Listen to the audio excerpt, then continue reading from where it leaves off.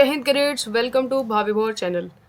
ये है एनसीसी की क्रैश कोर्स वीडियो। इसमें एनसीसी का आपका कॉमन सब्जेक्ट जिसके अंदर पे हमारे ये लगभग 12 टॉपिक्स आते हैं टाइम, ये सारे इसमें कवर करवा दिए जाएंगे। जितने भी इंपॉर्टेंट क्वेश्चंस बी और सी सेट के एग्जाम में पूछे जाते हैं, मोस्ट इंपॉर्टेंट क्वेश्चंस, वो सारे इस वीडियो में कवर हो जाएंगे। वीडियो थोड़ा लंबा होने वाला है, तो खुद से प्रॉमिस करके बैठना कि वीडियो आप लास्ट तक देखोगे ताकि आपको सारे इंपॉर्टेंट कॉन्सेप्ट और क्वेश्चन समझ में आ जाए। ठीक है, तो देखो हमारे ना एनसीसी के दो सब्जेक्ट होते हैं। एक तो होता है आपका कॉमन सब्जेक्ट और एक होता है स्पेशल सब्जेक्ट। स्पेशल सब्जेक्ट की वीडियो ऑलरेडी चैनल पे पड़ी है, थोड़ी बड़ी बड़ी वीडियोस है, बट लाइक उसका भी ऐसे ही एक शॉर्ट वीडियो बनने वाला है जल्दी ही। कॉमन सब्जेक्ट का हमारे पास में आता है पहला जनरल अबाउट एनसीसी के बारे में क्वेश्चंस पूछते हैं। इसमें ज़्यादा नहीं आता, ये जनरली आपका 10 से 5 नंबर का पूछते हैं, इससे ज़्यादा नहीं पूछते इसको। ठीक है, फिर आता है आपका नेशनल इंटीग्रेशन एंड अवेयरनेस, इसमें से क्वेश्चंस आते हैं। तीसरा होता है ड्रिल से पूछते हैं आपको सवाल, फिर वेपन ट्रेनिंग से सवाल पूछे जाते हैं। उसके बाद आता है आपका पर्सनैलिटी डेवलपमेंट, फिर leadership. This is something very very important, क्योंकि ये जो है ना आपका पूरे ये दो chapter personal development leadership 75 marks cover करते हैं थ्योरी में, तो इनको बहुत अच्छे से पढ़ने की जरूरत है। अगला है आपका डिजास्टर मैनेजमेंट, इसे कुछ सवाल आते हैं। नेक्स्ट है social service and community development, health and hygiene, adventure activities, environmental awareness and conservation, और लास्ट आता है आपका ऑब्स्टिकल ट्रेनिंग। ठीक है, तो एवरेज 20 से 30 नंबर का हर चैप्टर से क्वेश्चन पूछे जाते हैं। आपका 275 नंबर कुछ का जितना का भी आपके डायरेक्टरेट में होता होगा उसका एग्जाम होता है, और उस हिसाब से क्वेश्चन पूछे जाते हैं। ठीक है, तो हम वीडियो स्टार्ट करते हैं। सबसे पहले जनरल अबाउट एनसीसी। एनसीसी के जनरल में क्या क्या सवाल आपसे पूछे जाएंगे। देखो, इसमें मैंने केवल वो क्वेश्चंस कवर करे हैं जो बहुत इंपॉर्टेंट है, लाइक बिल्कुल कोई फालतू चीज कवर नहीं कर रखी है। इन सभी चैप्टर्स की डिटेल्ड वीडियो आप चैनल पे जाके दे सकते हैं, और दोबारा भी इनकी वीडियोस बनेंगी टाइम जल्दी जल्दी से, तो आप उनको भी देखते रहिएगा। ठीक है, ओवरऑल व्यू के लिए। ठीक है, तो सबसे पहले देखिए, एनसीसी केम इनटू एग्जिस्टेंस 16 जुलाई 1948। एक क्वेश्चन पूछता है फिल इन द ब्लैंक्स में कि अच्छा हाँ, एक चीज और, लाइक आपके पेपर के अंदर पे क्वेश्चन 3 तरीके से आते हैं। एक तो आपसे फिलअप्स के फॉर्म में पूछेगा, दूसरा आपसे ट्रू फॉल्स के फॉर्म में पूछेगा, तीसरा आपसे लाइक डिफाइन वगैरह करने के लिए पूछ देता है। इन 2-3 तरीके से क्वेश्चन आपके पेपर में आएंगे, या कभी कभी मैच द फॉलोइंग भी आपको मिलते हैं। तो जो कंटेंट है वो यही रहने वाला है, बस इसको पूछने के तरीके अलग अलग हो जाएंगे। Like NCC came into existence in 16 July 1948, true की फॉल्स ऐसे करके पूछ देगा, बट टॉपिक्स यही होते हैं। ठीक है, all right. Girls division add हुई थी 1949 में, एयर विंग ऐड हुआ था 1950, नेवल विंग ऐड हुआ था 1952। अगर आपसे पूछे हेडक्वार्टर कहाँ है एनसीसी की, तो आप बोलेंगे न्यू दिल्ली के अंदर पे।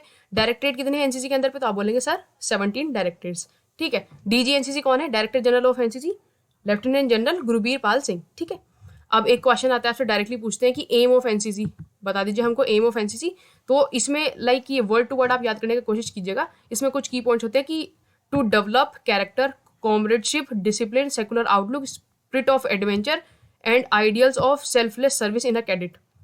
ये चीज डेवलप करता है, क्या चीज, ये सीसी से याद करना, character, comradeship, discipline, secular outlook, adventure in the cadet, ऐसे करके। ठीक है, सेकंड पॉइंट इसमें लिखेंगे आप, to create human resource of organised and trained motivated youth. इतना कि क्या क्या एम है इनसी के सेकंड पॉइंट में, कि ह्यूमन रिसोर्स बनाए ऐसे जो ऑर्गेनाइज्ड वे में हो, ट्रेंड हो और मोटिवेटेड हो यूथ। ठीक है, तीसरा होता है कि जो यूथ है उसको मोटिवेट करना कि आर्म फोर्सेस में कैरियर के लिए, आर्म्ड फोर्सेस में कैरियर के लिए यूथ को मोटिवेट करना, तीसरा पॉइंट ध्यान रहेगा।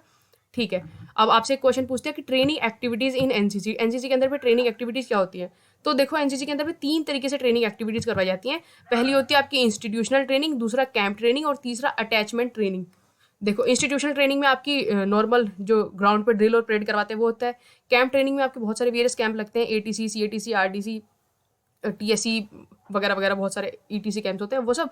अटैचमेंट ट्रेनिंग में क्या होता है कि लाइक आईएमए, ओटी वगैरह से कई बार अटैचमेंट वगैरह कैंप्स आते हैं कि कैडेट्स को वहाँ घुमाने भी लेके जाते हैं, उनके साथ में परेड वगैरह करवाते हैं वगैरह वगैरह। ठीक है, अगला होता है क्वेश्चन आपसे जनरली पूछ लेते हैं, कभी कभी बीसेट में आता है कि NCC conducts following type of camp, की name some camps conducted by NCC, कि एनसीसी के अंदर में कौन कौन से कैंप करवाए जाते हैं वो बता दीजिए। तो ये बहुत ऑब्वियस सा क्वेश्चन है, कोई बच्चा एनसीसी का होगा तो उसको पता ही होगा कि क्या क्या कैंप होते हैं उसके अंदर पे। तो आप बता देंगे कि एनुअल ट्रेनिंग कैंप एटीसी होता है, सेंट्रली ऑर्गेनाइज्ड कैंप होते हैं कुछ, जैसे लीडरशिप कैंप, थल सैनिक कैंप, नौ सैनिक कैंप, वायु सैनिक कैंप, आरडीसी, ईबीएसबी, एक भारत श्रेष्ठ Bharat, SSC screening camps, rock climbing camp, trekking camps होते हैं, ऑल इंडिया ट्रैक्स होते हैं, लाइक मिलिट्री अटैचमेंट कैंप होता है, अटैचमेंट ट्रेनिंग होती है ओटी और आईएमए वगैरह के साथ में। तो ये आईएमए की फुल फॉर्म बताइए क्या होती है, इंडियन मिलिट्री अकेडमी। कहाँ पे है ये, देहरादून के अंदर पे। एक होता है आपका ऑफिसर ट्रेनिंग अकेडमी, ये दो है कैंपटी और ग्वालियर में। OTA means officer training academy. Clear हुआ इतना, ऑल राइट। ठीक है, तो इससे ज़्यादा आपका ना ये प्रैक्टिकल में होता है ड्रिल 14-1-2 वगैरह करवाते हैं ना कार्रवाई, उसमें ज़्यादा पूछते हैं, इससे पेपर में 5-10 नंबर से ज़्यादा का नहीं आएगा।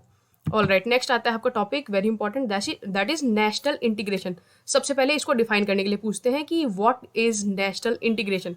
तो देखो इसके अंदर पे केवल ये चीज़ याद रखना, national integration is a feeling of togetherness and unity among the people of a country. बस इस डेफिनेशन को अपने दिमाग में डाल के रखना, फिक्स करके। National integration means a feeling, national integration क्या है, एक फीलिंग है। किस चीज़ की feeling? Feeling of togetherness and unity among the people of a country, ठीक है। और अगर आप इसको लाइक एलोबरेट करके लिखना चाहते हैं तो टाइम हुआ आपके पास पेपर में तो आप लिख सकते हैं। It also means an atmosphere, also means an atmosphere in which all citizens irrespective of their caste, religion, region live together peacefully. It refers to the integration in all respects, social, political, economic and emotional. In an integrated country, people share common goals, they all work together, cooperate with each other for the prosperity of the nation. Like if you want to mug up this पूरा definition you can, if you want to write it in your own words, अपने शब्दों में लिखना चाहते हैं लिख सकते हैं। क्लियर हुआ? होता क्या है, एक फीलिंग होती है किसकी, टुगेदरनेस और यूनिटी की among people of a country, ठीक है। अब आपसे क्वेश्चन पूछता है एक कि इंपॉर्टेंस बताइए, इंपॉर्टेंस ऑफ नेशनल इंटीग्रेशन, या इसी को बोलता है नेसेसिटी ऑफ नेशनल इंटीग्रेशन। या तो इंपॉर्टेंस बताओ या नेसेसिटी बता दो। तो 4-5 पॉइंट आपको इसमें लिखने होते हैं कि इससे क्या होता है कि अगर देखो पूरे देश के लोग एक साथ में मिलकर रहेंगे तो उससे पीस और हार्मनी मेंटेन होगा, ठीक है, कंट्री के अंदर पे। उससे क्या होगा कि growth and development of the nation, nation की ग्रोथ होगी, डेवलपमेंट होगा। जब सारे लोग साथ में काम करेंगे तो ऑब्वियस सी बात है, ठीक है। लॉ एंड ऑर्डर मेंटेन रहेगा, सब लोग आपस में कानून वगैरह फॉलो करेंगे, ठीक है, ताकि एक दूसरे को दिक्कत ना हो। कल्चरल एंड रिलीजियस एस्पेक्ट्स, एक दूसरे के कल्चर और रिलीजन को जानेंगे तो उसकी रिस्पेक्ट करेंगे, उसका सम्मान भी करने वाले हैं, है ना। Dignity and self respect develop होगी इससे, जब पीपल इंटीग्रेटेड रहेंगे। Welfare and wellbeing of a people, overall सबका फायदा होने वाला है कि अगर सब साथ लेके काम कर रहे हैं कॉमन गोल के लिए, कंट्री के लिए, ठीक है। तो इंपॉर्टेंस के पॉइंट्स आप लिख पाएंगे आराम से। एक बार बस ना ऐसे मत सोचो कि सारी चीज़ रटनी पड़ेगी, ध्यान से सुनते जाओ, एक बार बिल्कुल अटेंटिव होकर ध्यान से सुनते जाओ, आपको याद होती जाएंगी, आप पेपर में लिख लोगे, ठीक है। ऑल राइट, ये हो गया आपको इंपॉर्टेंस के 4-5 पॉइंट, आप लिख देंगे आराम से।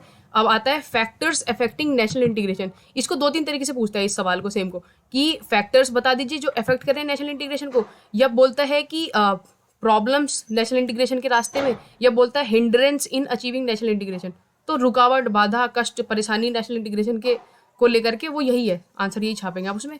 तो इसमें आपकी किताब में आपने जनरली देखा होगा ये वाले पॉइंट लिखे, communalism, casteism, regionalism, linguistic fanaticism, social disparity, economic inequality, है ना, ऐसे करके। इसमें से आपको ये सारी नहीं याद करने, कोई 4-5 पॉइंट आपको रटे होने चाहिए कि नेशनल इंटीग्रेशन अचीव करने में क्या क्या परेशानी आती है, या कौन कौन से फैक्टर है जो उनको अफेक्ट करते हैं, अचीव नहीं होने देते।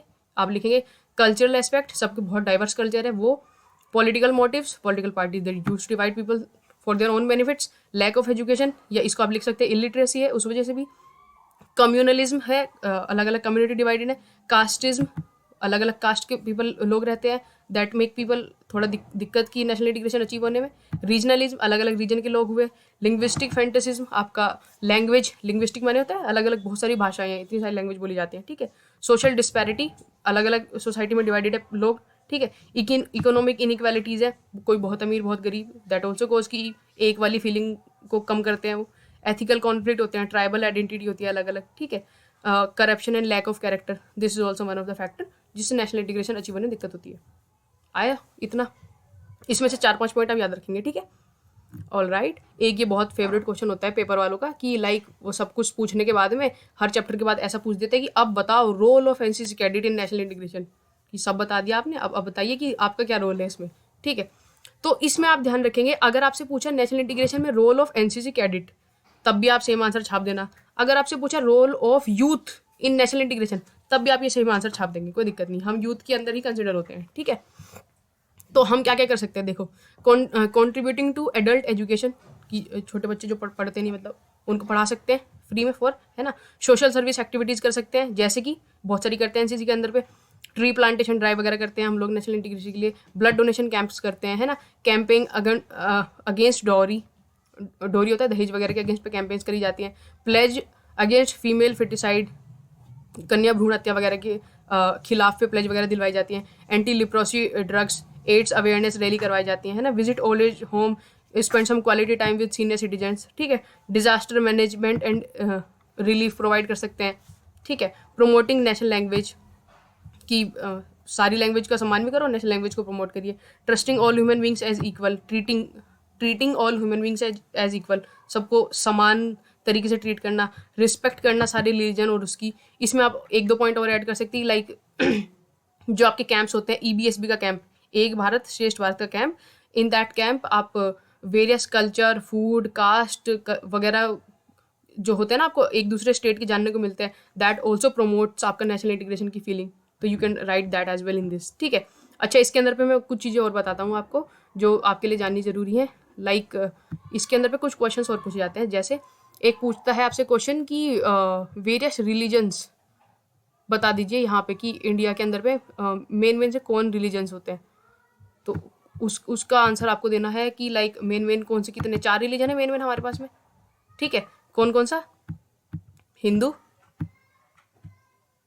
वाई इट्स नॉट राइटिंग, ठीक है, हिंदू, मुस्लिम, सिख और क्रिश्चियन। तो इनके बारे में आपसे क्या क्या पूछते हैं, जैसे आपसे पूछेगा हिंदू की सेक्रेड बुक होता है पवित्र किताब, उसका नाम बता दीजिए। हिंदू की कौन सी होती है? भगवद गीता। मुस्लिम्स की इट्स कुरान। सिख की गुरु ग्रंथ साहिब। और क्रिश्चियन की कौन सी होती है? बाइबल। ठीक है, फिर पूछेगा कि ये पूजा कहाँ कहाँ पे करते हैं? हिंदूज वर्शिप कहाँ कर, पूजा किधर करते हैं? टेम्पल के अंदर। मुस्लिम कहाँ? मॉस्क के अंदर पे। सिख किधर? गुरुद्वारे के अंदर पे। क्रिश्चियन किधर पे? चर्च के अंदर। ठीक है, फिर पूछता है कि इनके वो बता दो फेस्टिवल्स कौन कौन से सेलिब्रेट करते हैं। तो हिंदूज बहुत सारे, Holi, Diwali, Dussehra, these are festivals. Muslims Eid, Muharram, इस टाइप के फेस्टिवल्स।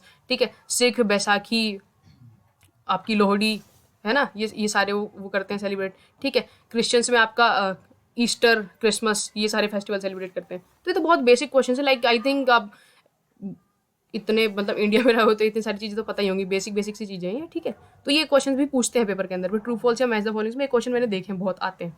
ठीक है, ऑल राइट, अगर आप CSET वाले बच्चे हो तो मैं आपसे कहूँगा कि लाइक इनकी परसेंटेज भी एक बार आप देख के चले जाना, नॉट वेरी इंपॉर्टेंट, बट आपका दिल करे तो एक बार देख के चले जाना, कोई दिक्कत नहीं। क्लियर हुआ ना नेशनल इंटीग्रेशन से? ऑल राइट, आगे बढ़े क्या हम? एक देखिए आप, अगला चैप्टर आता है आपका drill. This is highly practical subject and इसमें भी आपका वही है कि ड्रिल इज करवा के देखेंगे वो आपसे। ड्रिल की कार्रवाई जो होती है प्रैक्टिकल में करवाते हैं। प्रैक्टिकल्स के आपके 4 सब्जेक्ट होते हैं, एक तो ड्रिल करवाते हैं आपका, एक वेपन ट्रेनिंग का टेंट होता है, एक होता है आपका मैप रीडिंग, एक होता है FCBC field craft, battle craft and communication. इसका तो ये 4 टेंट होते हैं, वो आपके सब्जेक्ट हैं स्पेशलाइज सब्जेक्ट के, और लाइक वो प्रैक्टिकल्स में उनसे ज़्यादा पूछा जाता है, इसमें थ्योरी में थोड़ा कम आता है। ठीक है, तो ड्रिल किसी प्रोसीजर को कर्मबद्ध और उचित तरीके से करने की कार्रवाई को ड्रिल कहते हैं।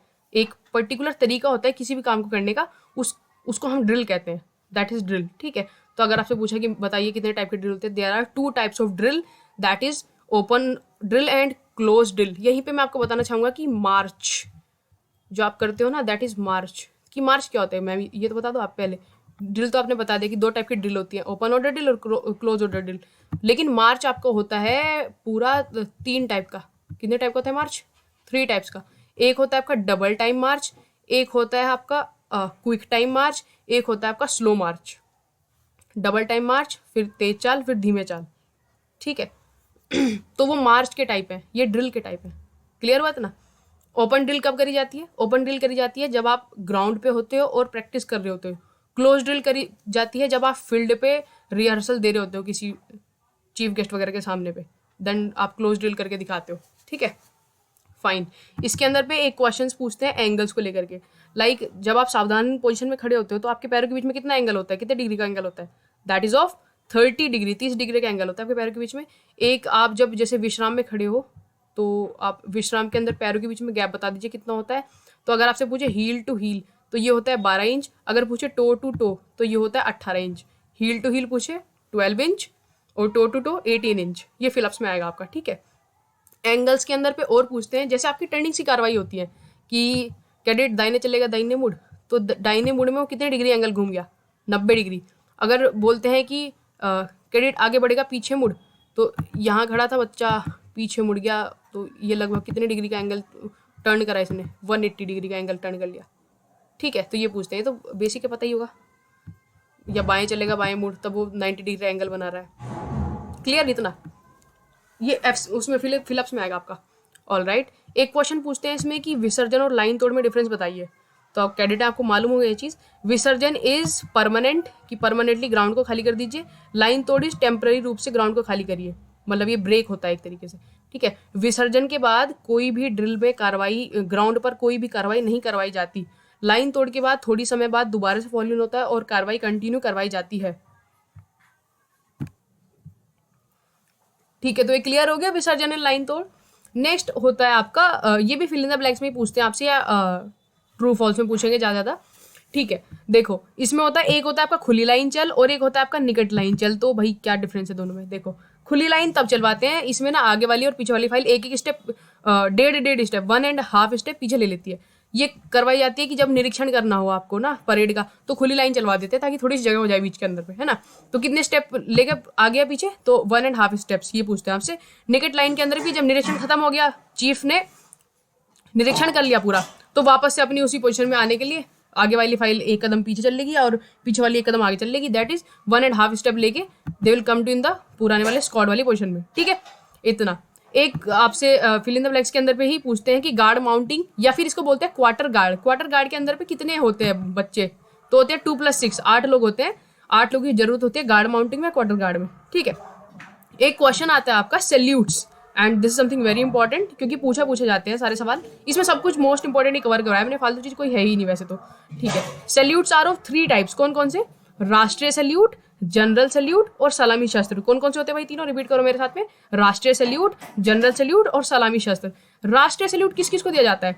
जो आपके राष्ट्रपति प्रेसिडेंट हुए उनको देंगे, गवर्नर को दे देंगे और नेशनल फ्लैग को देंगे, और किसी को भी हम राष्ट्रीय सैल्यूट नहीं देते, ठीक है।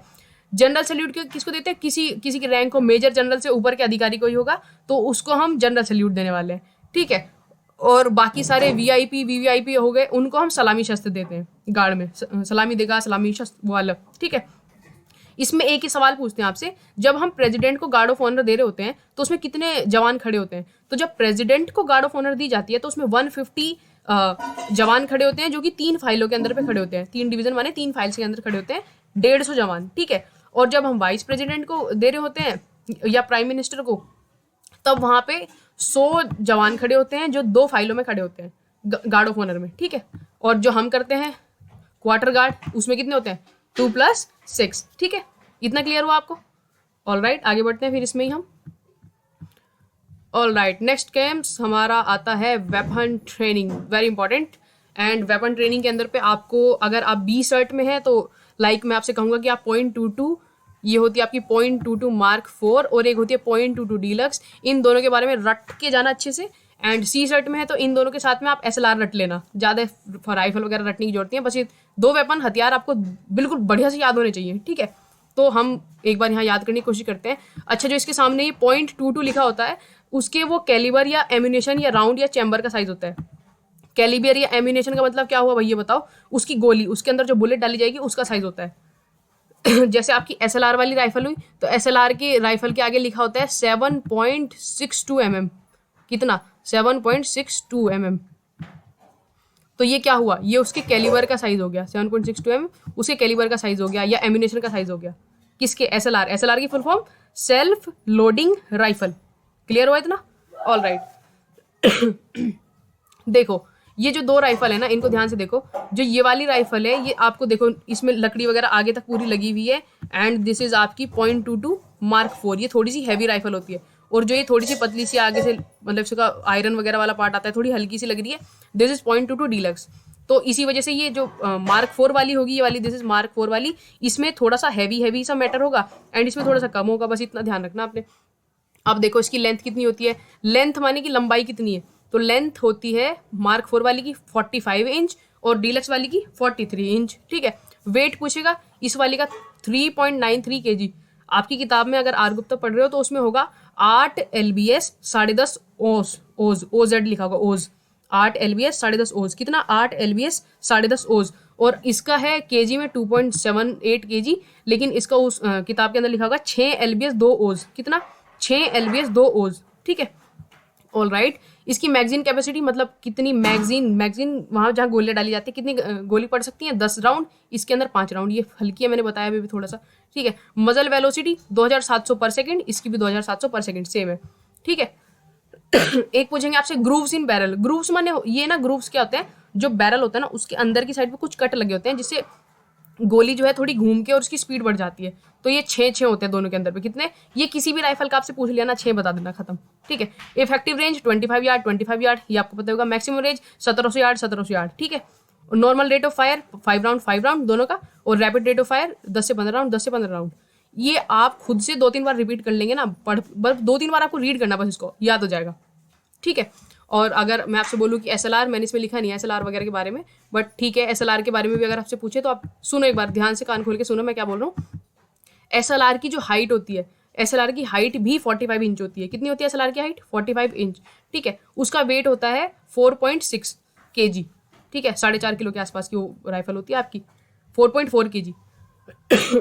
उसकी मैगजीन कैपेसिटी अभी बताया कितने, मतलब उसमें कितनी गोलियां पड़ सकती हैं, तो एसएलआर में 20 गोली पड़ सकती हैं। कितनी? 20 गोली पड़ सकती हैं। उसकी मजल वेलोसिटी कितनी होती है? इतनी होती है, 2700 पर सेकंड ही होती है। उसके ग्रुप्स इन पैरल पूछ ले, 6 ही होते हैं उसके भी। इफेक्टिव रेंज उसकी बतानी रखी है हमें। इफेक्टिव रेंज होती है उसकी 275 मीटर। कितनी? 275 मीटर, 275 मीटर होती है उसकी इफेक्टिव रेंज। ठीक है भाई। उसके कैलिबर और एम्यूनेशन का साइज अभी भी बताया कितना? 7.62 mm, 7.62 mm। ठीक है। क्लियर इतना? उसका नॉर्मल रेट ऑफ फायर कितने?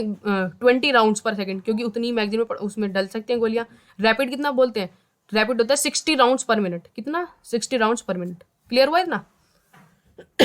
मैं आपसे फिर से कहूंगा, आप 2-3 बार रीड करेंगे तो आपको चीजें अपने आप से याद हो जाएंगी, कोई दिक्कत वाली बात है ही नहीं उसमें। ठीक है। अब इसमें ये 2-3 पॉइंट्स मैंने लिखे हुए हैं, ये फिलअप्स वगैरह में या कहीं ना कहीं पे आपसे पूछे गए हैं, तो इसलिए मैं आपको बता रहा हूँ। एक आपको राइफल क्लीनिंग होता है। राइफल क्लीनिंग करते हुए क्या क्या सामान की जरूरत पड़ती है, सुनिएगा ध्यान से। आपका वायर गोज, पुल थ्रू, चिंदी विद ऑयल, और उसके बाद आपका यूज होता है उसमें ब्रश, स्क्रू ड्राइवर, ये सारे सामान। 3-4 आपसे पूछता है तो आप ध्यान रखिएगा। क्या क्या बताया मैंने आपको? ये पुल थ्रू, वायर गोज, चिंदी विद ऑयल, ये सारे सामान, ग्रीस ट्यूब, ये सब कुछ। फाइन। अब आपसे पूछा सफाई के लिए चिंदी का साइज। ये जो मैंने डिटेल आपकी लिखी है, ये प्रेसी के अंदर से लिखी है मैंने उठा करके। कहाँ से लिखी है भाई? प्रेसी के अंदर से ये डिटेल मैंने लिख रखी है, तो आप उसके अकॉर्डिंग इसको याद करिएगा, क्योंकि जो आपकी आर गुप्ता है उसमें इसकी डिटेल कुछ और लिखी हुई है। मैंने देखा उसके अंदर 4.2 करके कुछ लिखा हुआ है। एंड ये जितनी पीडीएफ, ये जितने सवाल, जितना कंटेंट मैंने उठाया है डीजीएनसीसी की वेबसाइट की प्रेसी से उठाया, और कहीं से कोई मैटर इसमें ऐड नहीं करा हुआ है। कहीं से कुछ ऐड करा तो मैं वो बोल रहा हूँ अलग से। ठीक है, बात क्लियर हो रही थी? ठीक है। चिंदी का साइज 4x1.5 इंच, ये सिंपल। अगर उसको ऑयलिंग करनी है, ऑयल के साथ में चिंदी का साइज पूछ ले तो 4.1 इंच, थोड़ा छोटा हो जाता है। क्लियर? लाइंग पोजीशन में फायरिंग करने के लिए लाइंग पोजीशन सबसे अच्छी होती है। अच्छा, कितनी पोजीशन होती है फायरिंग करने के लिए? 4 पोजीशन होती है। कौन कौन सी? Standing position, sitting position, kneeling position और लाइंग पोजीशन। क्लियर है इतना? 4 टाइप ऑफ पोजीशन। ठीक है। तो सबसे बढ़िया कौन सी होती है इन सब में? लाइंग पोजीशन, जो लेटने वाली होती है ना, लाइंग मतलब लेट के जो आप फायर शूट करते हो, वो पोजीशन सबसे अच्छी मानी जाती है। अगर आपसे पूछे फायरिंग के 3 उसूल बता दो बेसिक, तो सबसे पहले मजबूत पकड़, सही एमिंग, दुरुस्त ट्रिगर ऑपरेशन, ये 3 उसूल हैं। इंग्लिश में आप इसको कैसे लिखेंगे? Form and tight hold on the weapon. ठीक है। उसके बाद बोलोगे करेक्ट एमिंग, एंड उसके बाद aim should not disturb while pressing the trigger. Clear हुए तीनों चीजें? बहुत बढ़िया। एक चीज आपसे बोला जाएगा कि लाइक जो आपकी रेड फ्लैग होता है, लाल झंडा, इसमें लिखा है कि शूटिंग रेंज, जब जहाँ पे रेंज पे शूटिंग चल रही होती है ना, वहाँ पे रेड झंडा लगाया होता है। वो क्या डिपिक्ट कर रहा होता है? लाल झंडा लगा होता है कि यहाँ पर शूटिंग चल रही है। लाल का मतलब ये नहीं कि बंद हो गई, लाल झंडे का मतलब है कि यहाँ पर शूटिंग चल रही है और यहाँ पे जाना मत, यहाँ खतरा है। Like you don't have to go, firing is going on. इतना क्लियर हुआ? ठीक है। जो हमारी बी शर्ट और सी शर्ट में बच्चों को जो शूटिंग रेंज पे फायर करवाई जाती है, वो हमें 25 यार्ड से फायर करवाई जाती है। कितने यार्ड डिस्टेंस से? 25 यार्ड से। और जो हमारा सामने वो ट्रिगर लगा होता है, दैट इज 1x1 इंच का होता है हमारा। ठीक है, ये फिलिप्स में आ जाता है। क्लियर हुई इतनी चीजें? आगे बढ़ू? ऑल राइट,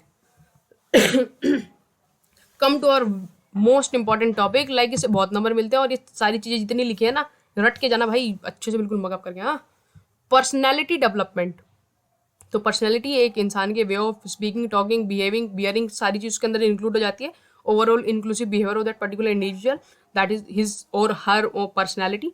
ठीक है। सबसे पहला क्वेश्चन इसमें पूछे जाते हैं 10 कोर लाइफ स्किल्स क्या होते हैं बता दीजिए। 10 नंबर का सवाल पूछते हैं। तो वो होते हैं self awareness, empathy, critical thinking, creative thinking, problem solving skill, decision making, interpersonal relationship, effective communication, कॉपिंग with emotion, कॉपिंग with stress. इसकी एक डिटेल वीडियो मैंने बना रखी है एंड उसमें चीज़ें याद करवाई हैं। यहाँ पर मैं ट्राई करता हूँ कि लाइक वीडियो बहुत लंबी ना हो, बट लाइक एक बार में फटाफट से कट शॉर्ट करने की। ठीक है, कहानी सुनो एक बार ध्यान से, ये चीज़ें याद हो जाएंगी, ध्यान से सुनिएगा। कि आपके एक दोस्त ने आपसे आपके ना जिंदगी के 10 कोर लाइफ स्किल पूछ लिए। तो आपसे कोर लाइफ स्किल पूछे तो आपने सोचा यार, सेल्फ अवेयर करा, खुद को अवेयर करने लगी कि मेरे को तो अपने कोर लाइफ स्किल पता ही नहीं और ये मुझसे ऐसा सवाल क्यों पूछ रहा है। तो आपने क्या किया, एम्पैथी करा। एम्पैथी मतलब क्या होता है, एम्पैथी मीन्स अपने आप को अपने दोस्त की जगह पर रख के देखना। ठीक है, तो अपने आपको आपने अपने दोस्त की जगह पे रख के देखा कि why he is asking this type of question, ही और सी की दिमाग खराब हो गया कैसे कैसे फालतू सवाल पूछ रहा है, 10 कोर लाइफ स्किल पूछ ले बताओ।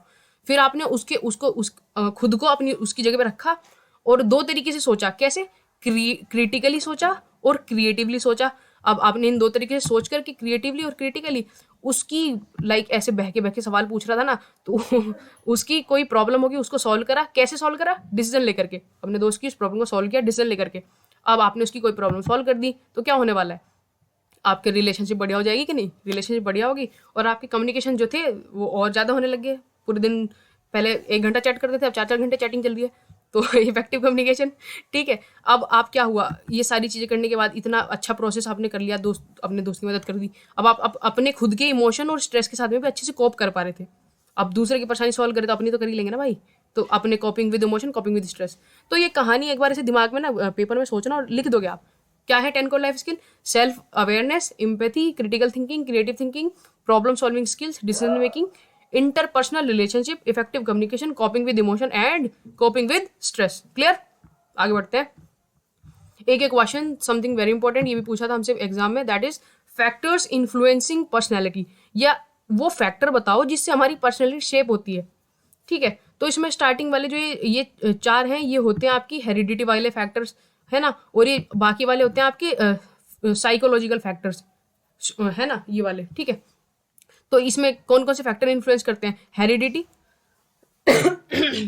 हेरिडिटी या जेनेटिक मटेरियल, जैसे मेरी हाइट होगी, वेट होगा, वो सब कुछ पेरेंट्स पे जाने वाला है, जब मैं कैसे दिख रहा हूँ, वो हेरिडिटिकल फैक्टर हो गया पर्सनैलिटी का, है ना।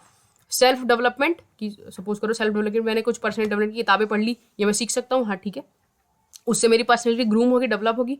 इन्वायरमेंट, किस तरह के माहौल में मैं रह रहा हूँ, उससे मेरी पर्सनैलिटी पर बहुत ज़्यादा इफेक्ट पड़ने वाला है ना। सपोज करो मेरे आसपास में बहुत सक्सेसफुल लोग रहते हैं, सारे के सारे पढ़े लिखे, गवर्नमेंट नौकरी पे लगे हुए सारे लोग, तो इट्स लाइक वो मुझको मोटिवेट करेंगे ना कि अच्छे से पढ़ाई करो, मैं नालायक तो नहीं होने वाला उस सिचुएशन में। तो इन्वायरमेंट आपका बहुत ज़्यादा इफेक्ट करता है, तभी टॉप यूनिवर्सिटी कॉलेज उसमें जाने के लिए बोलते हैं कि भैया environment makes change in the people. ठीक है, एजुकेशन ऑफ कोर्स, पढ़ाई करेंगे तो पर्सनैलिटी चेंज होनी है। ठीक है, लाइफ सिचुएशंस, आपकी लाइफ सिचुएशन भी आपकी पर्सनैलिटी को डेवलप करती है कि अच्छा ऐसी सिचुएशन आई थी तो मैंने ऐसे रिएक्ट किया था और इसको ऐसे हैंडल करना चाहिए, तो आपकी पर्सनैलिटी या स्किल्स इंप्रूव कर रहा है। ठीक है, आपके पास्ट के एक्सपीरियंसेस, आपके जितने भी एक्सपीरियंस होंगे, they are really the best teachers. Fine, आपके ड्रीम्स एंड एम्बिशंस, आप आर्मी ऑफिसर बनना चाहते हैं तो आपके life style, way of thinking, talking, walking, सब कुछ थोड़ा उसी तरीके से चेंज होना चालू हो जाएगा, है ना। If you want to be an IPS officer और समथिंग लाइक दैट, तो उस तरह से चेंज हो जाएगा। इफ़ यू वांट, सपोज करो कि आपको ऐसे ही कोई बिजनेस करना है खाली, तो आपका वे ऑफ थिंकिंग वगैरह उस तरह से चेंज होगा, तो आपके ड्रीम्स एंड एम्बिशन शेप कर रहे होते हैं। सेल्फ इमेज, आप खुद के बारे में क्या सोचते हैं, दैट वो आपकी पर्सनैलिटी को शेप करता है, इन्फ्लुएंस करता है। आपकी वैल्यूज़, किस किस तरह की मॉरल वैल्यूज आपको घर से मिली है, या संस्कार जिसको बोलते हैं, दैट इज वो आपकी पर्सनैलिटी शेप करते हैं। क्लियर, इतना ध्यान आ जाएगा पेपर में। कौन कौन से भाई, हेरिडिटी, सेल्फ डेवलपमेंट, है ना, environment, education, life situation, past experiences, dreams and ambition, self image and values. Clear, इतना आगे बढ़ो। ऑल राइट, नेक्स्ट आता है ये कभी कभी पूछ लेते हैं, नॉट वेरी इंपॉर्टेंट, मैं इसको बहुत इंपॉर्टेंट नहीं बोलूंगा, बट एक बार ध्यान से सुन लो, पूछा तो ऐसा मत बोलना कि हमने बताया नहीं था। Characteristics of a creative person, ये बताओ कि एक बहुत क्रिएटिव पर्सन है तो उसके अंदर क्या क्या कैरेक्टरिस्टिक्स होंगे। आपको कैसे पता चलेगा कि ये बंदा बहुत क्रिएटिव है, तो देखो वो बहुत क्यूरियस होगा, बहुत ज़्यादा सवाल पूछेगा, क्यूरियस, कि मेरे को ये बताओ ऐसे वाला। सीक प्रॉब्लम्स, अपने आसपास कोई प्रॉब्लम है तो उसे ढूंढेगा और सॉल्व करने की कोशिश करेगा, तो बहुत क्रिएटिव पर्सन है मतलब, है ना। ठीक है। इंजॉय चैलेंजेस, चैलेंजेस को ये नहीं कहेगा हाय राम क्या हो गया मेरे साथ में, नथिंग लाइक दैट। वो चैलेंज को इंजॉय करेगा, उसको जितने भी उसके उसमें आएंगे लाइफ में, ठीक है। ऑप्टिमिस्टिक होगा, ऑप्टिमिस्टिक मतलब होता है आशावादी होना, है ना, हमेशा चीज़ों की पॉजिटिव एस्पेक्ट को भी देख करके चलने वाला, ठीक है। Fine. Able to suspend judgement, मतलब हुआ कि ये नहीं कि दूसरे के बारे में जजमेंट पेश किया जा रहा है, खुद को भी जजमेंट रखेगा, सस्पेक्ट करेगा चीज़ों को लेकर के, ठीक है। All right. Comfortable with imagination, जो क्रिएटिव पर्सन होगा ऑफकोर्स उसकी इमेजिनेशन पावर बढ़िया होने वाली है, ठीक है। सीक प्रॉब्लम्स एज अपॉर्चुनिटी, उसके सामने कोई प्रॉब्लम आएगी तो वो सोचेगा कि ये एक अपॉर्चुनिटी है, जिसको means every problem is opportunity, कि इसको क्रॉस करके मुझे कोई नया सीखने को मिलने वाला है, ठीक है।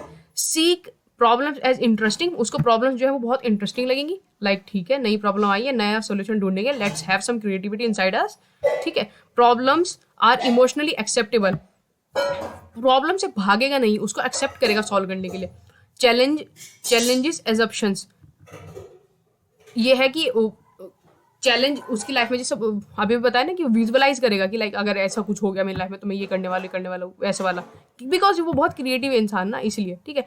डोंट गिव अप इजीली, एकदम से गिव अप नहीं करने वाला, और हार्ड वर्क करने वाला है। ये सारी आपसे नहीं पूछेगा, कोई पेपर में अगर लिखने के लिए आएंगी ना 4-5 से ज़्यादा लिखने के लिए नहीं आती, और ट्रस्ट मी अगर आपने एक बार सुन लिया है, क्या एक बार गो थ्रू कर लिया, 2-3 बार वीडियो देख लिया, आप आराम से लिख दोगे, कोई टेंशन नहीं बात नहीं, ठीक है। देखो इसके अंदर पे ना कुछ चीज़ें और पूछी जाती हैं, आप ध्यान से सुनिएगा मैं क्या क्या बोल रहा हूँ आपको। एक आपसे पूछता है डायमेंशंस ऑफ सेल्फ अवेयरनेस, एक पूछेगा डायमेंशंस ऑफ सेल्फ अवेयरनेस, क्या पूछेगा, dimensions of self awareness, self awareness के डायमेंशंस बता दो, ठीक है।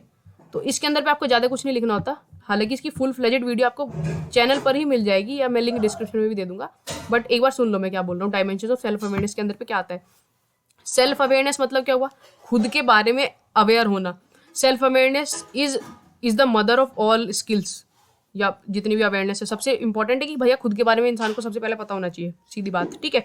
तो इसके डायमेंशन अगर आपसे पूछ ले तो क्या क्या होंगे वो, इसमें होगा आपका सेल्फ रियलाइजेशन, रियलाइज करिए आप खुद कैसे हैं, self knowledge, self confidence, self talk, self motivation, self esteem, self image, self purpose, self control.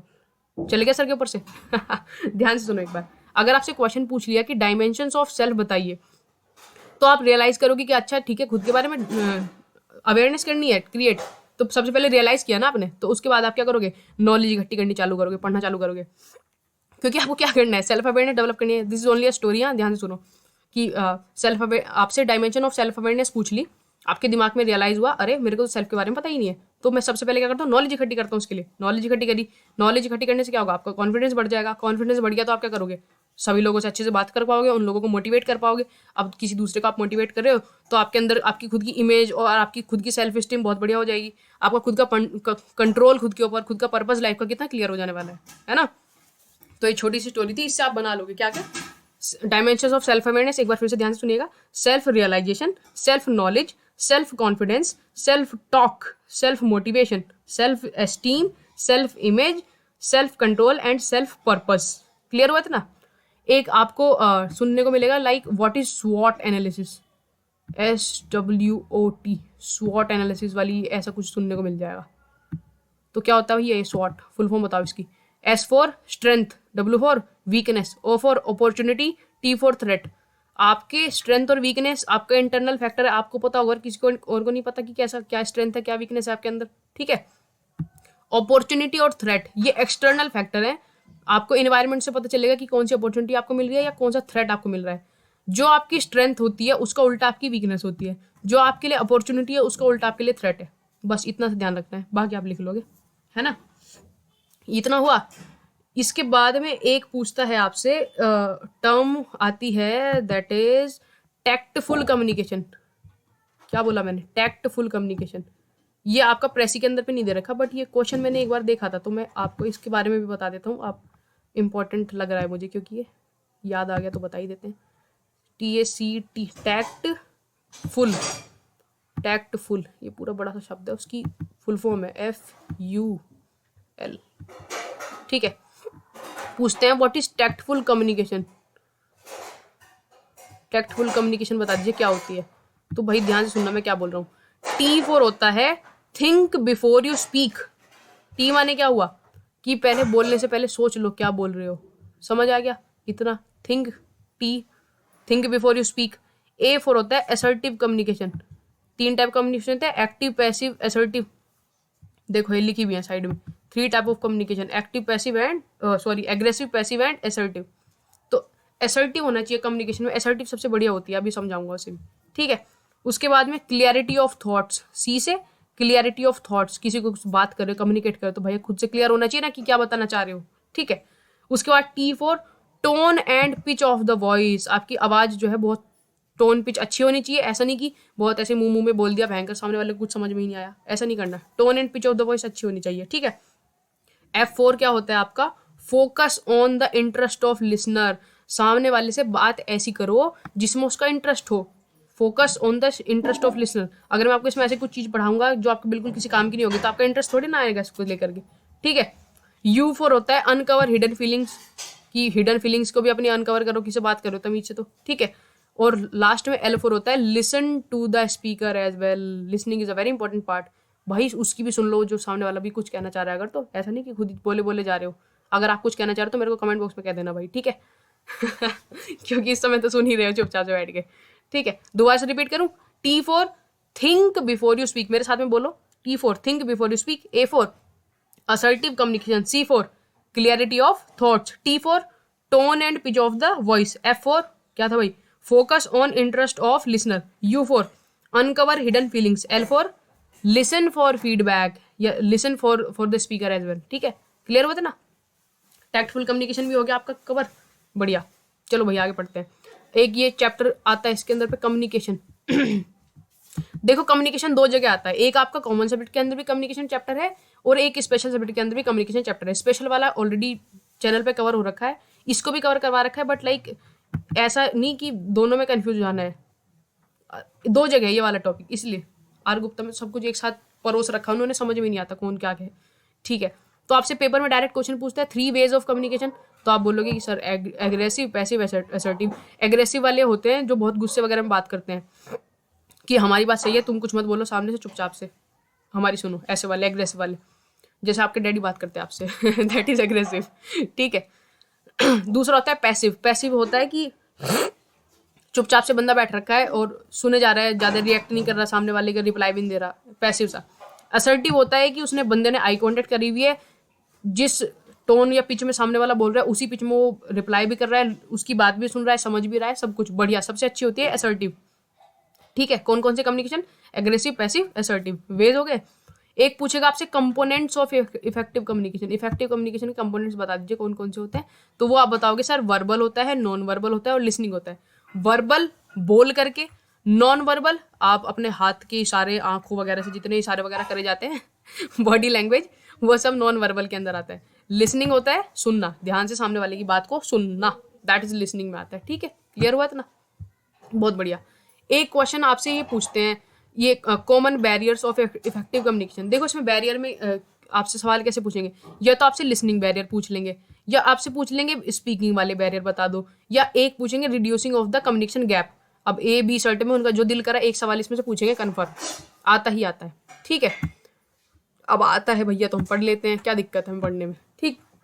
सबसे पहले लिसनिंग बैरियर्स, लिसनिंग बैरियर देखते हैं। बैरियर मतलब क्या हुआ, रुकावट, बैरियर मतलब क्या होता है, रुकावट। अब मैं आपसे बात कर रहा हूँ तो, या कोई भी इंसान किसी दूसरे इंसान से बात कर रहा है, कम्युनिकेशन ये तो होता है एक दूसरे से, एक दूसरे की एक्सचेंज ऑफ फीलिंग्स, है ना, दैट इज कम्युनिकेशन, ये हुआ। अब बात करते हुए क्या क्या तरह की रुकावट आ सकती हैं, देखो किस किस तरह की आ सकती हैं।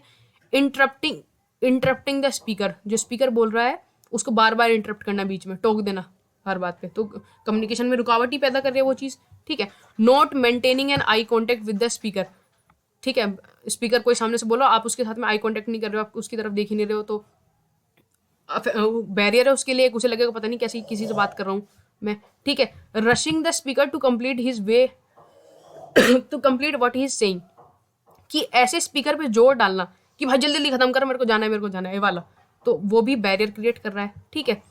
Making the speaker feel as he is wasting the listeners time, जो सामने बोल रहा है उसके सामने ऐसा गंदे से शक्ल बना के बैठ जाना कि तू मेरा टाइम खराब कर रहा है, तो वो बैरियर हुआ लिसनिंग का, ठीक है। Being distracted by something that is not a part of ongoing communication. कि ऐसा सपोज करो कि यहाँ पे चुपचाप से लेक्चर पढ़ रहे थे, ऊपर से एक नोटिफिकेशन आया एकदम दफा तो कम्युनिकेशन के बीच में डिस्टर्बेंस होगी। या फिर कोई होता है कभी कभी ऐसा टॉपिक छेड़ देते बीच में जो ऑन गोइंग कम्युनिकेशन का पार्टी नहीं होता। ठीक है, देखो ये सारी चीजें रटने की जरूरत नहीं है आपको, खाली इसमें से 4-5 पॉइंट लिखने होते हैं, बस एक बार ध्यान से सुनते चले जाओ, आप पेपर में लिख पाओगे। ताकि क्योंकि अगर वहां जाके बिल्कुल ब्लैंक बैठ जाओगे तो कुछ भी नहीं आएगा। बात समझ आ रही है? ठीक है, इतना क्लियर हुआ। अगला है getting ahead of the speaker to complete his thoughts. कि जैसे कोई आप अपनी कहानी वहानी बात वगैरह बताना चाह रहा है, आप उससे पहले उसका जिस्ट विस्ट खराब कर दो, उसका जोक वगैरह का पूरा कर देते। कुछ लोग पहले ही बता देते कि अच्छा हमें तो पता है इसके लास्ट में ये होने वाला, हो गया तो वो बैरियर है। ठीक है, इग्नोरिंग द स्पीकर रिक्वेस्ट। अगर स्पीकर कोई रिक्वेस्ट करे तो उसकी रिक्वेस्ट को ऐसे इग्नोर कर देना, तो वो बैरियर हुआ। ठीक है, topping the speaker story with one set of own examples. कि सपोज करो सामने वाला इंसान खुद के एग्जाम्पल दे देगा, कोई चीज़ समझा रहा है, बट नहीं हम तो अपने एग्जाम्पल देंगे जी, हमें तो जो दिल करेगा वो करेंगे, ऐसे करके। तो दैट इज नॉट यार, डिस्टर्ब करो आप स्पीकर को। ठीक है, forgetting what is being discussed. भूल ही गए बात किस मुद्दे पर चल रही, वही भूल गए, तो ये बैरियर हुआ। कुछ लोग करते हैं ऐसे, कहते जरा याद दिलाना तो मैं क्या बोल रहा था। ठीक है, तो ये लिसनिंग बैरियर्स हुए। क्लियर हुआ इतना? ध्यान रहेंगे थोड़े थोड़े। कौन से? Interrupting the speaker, not maintaining eye contact, उसके साथ में rushing the speaker to complete what is saying, making the speaker feel that he is wasting the listener time, है ना, being distracted by something other thing, है ना, getting ahead of the speaker, ignoring his request, topping speaker with our own examples, forgetting what is being discussed. Clear? अब आता है barriers while speaking. अब बोलते वक्त कौन कौन से टाइप के बैरियर्स आ सकते हैं वो देखते हैं। ठीक है, एक तो अनक्लियर मैसेज, कि मैसेज ही बहुत अनक्लियर, समझ ही नहीं आया मैसेज आपने क्या बोल दिया, है ना। Lack of consistency in communication process, कि लाइक क्या डिस्कस कर रहे हैं उसमें कुछ कंसिस्टेंसी ही नहीं है, कभी कुछ बता दे रहे कभी कुछ बता दे रहे, ये होता है। इनकम्प्लीट सेंटेंस और मम्बलिंग ऑफ वर्ड्स। मम्बलिंग होता है कि कुछ लोग बीच में खा जाते हैं कुछ शब्द, है ना, तो इनकम्प्लीट सेंटेंस बोला है मम्बलिंग, तो वो बैरियर हो गया स्पीकिंग का। नॉट अंडरस्टैंडिंग द रिसीवर, उसकी बात आप नहीं समझ पा रहे हो, वो इतने हैवी टर्म्स या टर्मिनोलॉजी यूज कर रहा है कि उसकी बात नहीं समझ आ रही, दैट इज वो हो गया। पुअर आई कॉन्टैक्ट, ये हो गया। ठीक है, लिख पाओगे? अगला आता है इसके अंदर फिर रिड्यूसिंग कम्युनिकेशन गैप। अब इतने सारे कम्युनिकेशन गैप आपने बता दिए, इसको रिड्यूस कैसे करें, कम्युनिकेशन गैप को कैसे रिड्यूस किया जाए। ठीक है देखिए इसको ध्यान से। कम्युनिकेशन गैप रिड्यूस करने के लिए प्लान अहेड। देखो पहले से प्लानिंग कर लो कि हाँ ठीक है हम इस बारे में बात करने वाले हैं। जैसे मैंने पूरी पीपीटी स्लाइड सुबह से बैठ के प्लान करी है कि लाइक मैं ये चीज़ें डिस्कस करने वाला हूँ, ये इंपॉर्टेंट चीज़ें हैं that I am going to discuss with the cadets. ठीक है, तो पहले से प्लानिंग कर लो कम्युनिकेशन किस बारे में बात करने वाले हो वो चीज़। ठीक है, involve other to contribute to planning. दूसरे लोगों को भी इन्वॉल्व करो प्लानिंग करते वक्त, लाइक उन्हें भी तो पता होना चाहिए कि ये नहीं कि अपने मन से जो मेरा दिल किया वो नहीं। मैंने कमेंट्स वगैरह चेक करे उसके बाद पता चला कि लाइक इस तरह की क्वेश्चंस बच्चे डिमांड कर रहे हैं तो लाइक इसीलिए बनाए हैं। ठीक है, तो उसको भी प्लानिंग में इंक्लूड कर लिया। ठीक है, listen to the suggestion made by other. कोई दूसरा कोई अच्छा सजेशन दे रहा है तो उसको भी एक्सेप्ट करिए, good suggestion should be accepted. ठीक है, speak with purpose and be specific. एक किसी मकसद के लिए बोलो और स्पेसिफिक बोलो, फालतू में राम कथा नहीं सुनानी, तो ये कम्युनिकेशन गैप को कम कर देगा, है ना। Justify your stand without upsetting others. अपना जो कोई पॉइंट है उसको बहुत आराम से रख दो, बिना किसी के साथ लड़ाई झगड़ा करे, दूसरों को अपसेट किए बिना, दूसरों को दुखी किए बिना अपने प्यार से पॉइंट रख दो कोई भी, कि मैं ये कहना चाहता हूँ कि जो भी। ठीक है, have a sense of humour. बात करते हुए सेंस ऑफ ह्यूमर बढ़िया होना चाहिए, हंसी मजाक चलता रहेगा तो भैया बातें बातें वैसे बढ़िया होती रहती है। ठीक है, हैव एम्पैथी। दूसरे को जगह भी खुद को, एम्पैथी अभी बताते क्या होता है, अपने आप को दूसरे की जगह रख के देखना, उसकी सिचुएशन समझना, वो क्या फील कर रहा है, उसके उसके शूज में जाके देखना कि लाइक उसी स्टैंड पे कि like what the ways what the problem he is facing in whatever ways he is thinking. ये होता है एम्पैथी। ठीक है, तो उसकी एम्पैथी रखो। Do not be judgemental. वकील मत बनो दूसरे के फैसलों को लेकर के, कम्युनिकेशन को लेकर के एकदम से। ठीक है, जजमेंटल मत बनिए। Do not underestimate abilities of others to contribute. दूसरे भी कंट्रीब्यूट कर सकते हैं आपकी कम्युनिकेशन में, उनकी एबिलिटीज को अंडर एस्टिमेट मत करिए। ऐसे करते हैं ना कई बार ग्रुप में बात करें तू तो चुप ही हो जा, तू तो बोली मत, ऐसा नहीं करना होता। ठीक है, observe the body language of non verbal communications of others. उनकी नॉन वर्बल, जो मैंने बताया नॉन वर्बल क्या होती है, उनके हाथ के जेस्चर, पैर के जेस्चर, फेशियल एक्सप्रेशन वगैरह, वो सब ऑब्जर्व करिए। उससे आपका कम्युनिकेशन गैप कम होगा, आपको समझ में आएगा कि सामने वाले को क्या चीज़ समझ में आ रही कि नहीं। ठीक है, be transparent with the information and plan activities and get feedback. ठीक है, make modification in plan to be should needed the word yes and no are very powerful, learn them and use them very carefully. तो ये 4-5 point आपसे इसमें पूछेंगे। I hope ये याद हो गए होंगे, याद भी नहीं इन द सेंस, एक थोड़ा सा आइडिया मिल गया होगा कि लाइक व्हाट, अगर ऐसा कुछ आ गया ना सब पेपर के अंदर की रिड्यूस कम्युनिकेशन गैप करके कुछ पूछ लिया तो उसके अंदर लिखना क्या है, आपको ये चीज़ समझ में आ गई होगी। क्लियर है इतना? आगे बढ़े। ऑल राइट, बहुत स्ट्रेस हो गया, ऑलमोस्ट 45 मिनट की वीडियो हो चुकी है एंड अब इसकी बहुत ज़्यादा आवश्यकता थी, हमें स्ट्रेस मैनेजमेंट टेक्निक बताई जाए ताकि थोड़ा सा स्ट्रेस हमारा कम हो। ठीक है कि नहीं? स्ट्रेस मैनेजमेंट टेक्निक्स ऐसा पूछेगा पेपर में, write down any 10 stress management techniques. कोई 10 स्ट्रेस मैनेजमेंट टेक्निक बता दो भाई हमें। ठीक, कोई 10 पूछ लेगा तो आप आराम से लिख देना, मैंने 14 लिखी है। सारे क्वेश्चन के आंसर मैंने ज़्यादा लिखे हुए हैं इसके अंदर पे, लेकिन पेपर में 4-5 ही लिखने होंगे, ज़्यादा नहीं। ठीक है, तो ये सबसे पहले टेक अ डीप ब्रेथ, लंबी गहरी सांस लो, आराम से बिल्कुल रिलैक्स होकर बैठ जाओ। ठीक है, टॉक इट आउट, दिमाग में कोई बात है अगर तो बोल दो भैया। टेक अ ब्रेक, छोटा सा ब्रेक ले लो, अभी वीडियो खत्म करने से पहले मत लेना, खत्म करने के बाद लेना। ठीक है, create a quiet place inside your mind, अपने दिमाग में क्वाइट प्लेस बनाओ, है ना, स्ट्रेस दूर करने के लिए। ठीक है, pay attention to the physical comfort, अपने फिजिकल कंफर्ट के को भी अटेंशन पे करिए। ठीक, मूव, थोड़ी सी हरकतें कर लो, मूव कर लो इधर उधर अपनी बॉडी को, फिजिकल एक्टिविटी से बहुत स्ट्रेस कम हो जाता है आपका। ठीक है, take care of your body, अपनी बॉडी का ध्यान रखो, लाइक अपनी अगर आप अपनी केयर करते हो ना, अच्छे से नहा धो के नेल वेल काट लिए, बड़े से कपड़े पहन लिए, तो आपको बहुत स्ट्रेस कम हो जाता है। यू फील रिलैक्स, लाफ, हंसो, ऐसे लोग ढूंढो जिनके साथ में हंसी मजाक कर सकते हो, है ना। कपिल शर्मा का शो देख लो या जाके स्ट्रेस कम हो जाता है। ठीक है, मैनेज योर टाइम, अपने टाइम को मैनेज करो, क्योंकि अगर बहुत ज़्यादा घबड़ झबड़ टाइम होता है ना तब स्ट्रेस बहुत ज़्यादा हो जाता है। ठीक है, नो योर लिमिट्स, अपनी लिमिट्स के बारे में पता हो कि हाँ मैं इतना कर सकता हूँ, मेरी लिमिट क्या है, मेरी कैपेसिटी क्या है, एबिलिटी क्या है, तो आपको स्ट्रेस कम होगा। ठीक है, do you have to be always right, ये एक क्वेश्चन है कि तुम्हें हमेशा ऐसा लगता है कि तुम हमेशा सही होगे या तुम हमेशा ही गलत होने वाले हो, ऐसा नहीं होता। को कई बार अपनी गलती भी एक्सेप्ट कर लिया करो चुपचाप से, फालतू का स्ट्रेस मत लिया करो, that is the good thing. Have a good cry, रोना बहुत अच्छी बात होती है, अगर बहुत ज़्यादा स्ट्रेस हो रहा है थोड़ी देर रो लो जी भर के, you will feel so relax, मजा आ जाएगा। ठीक है, look for good things around you, ऐसा नहीं कि स्ट्रेस में इंसान क्या करता है, देखो हमेशा आसपास की नेगेटिविटी देखता रहेगा, अपने आसपास बहुत सारी अच्छी चीज़ें भी होती हैं, उन गुड थिंग्स को देखो अपने आसपास में, कितनी बढ़िया बढ़िया चीज़ें। ठीक है, उससे स्ट्रेस कम होता है। टॉक लेस लिसन मोर, बोलो कम सुनो ज़्यादा, स्ट्रेस कम करने के लिए। ठीक है, क्या कहती भाई स्ट्रेस मैनेजमेंट टेक्निक, याद हुई कुछ? लिख पाओगे? क्या है, एक बार पढ़ो ध्यान से। टेक अ डीप ब्रेथ, ठीक है, talk it out, take a break, तीनों स्टार्टिंग वाली ध्यान से देखो, तीनों स्टार्टिंग वाली टी से बनी रखी है, दिख गई? T T T. Take a deep breath, talk it out, take a break. Clear?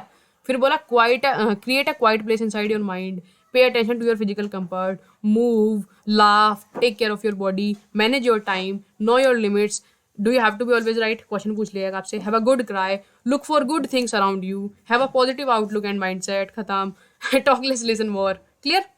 लिख पाओगे आई होप। चलो आगे बढ़ते हैं। आ गया भैया mind set. What is mind set, how to change your mind set. Mind set होता है प्री कंसीव्ड थॉट और विचार अपने दिमाग में जो आपने रखे हुए हैं ना, दैट इज माइंड सेट आपका।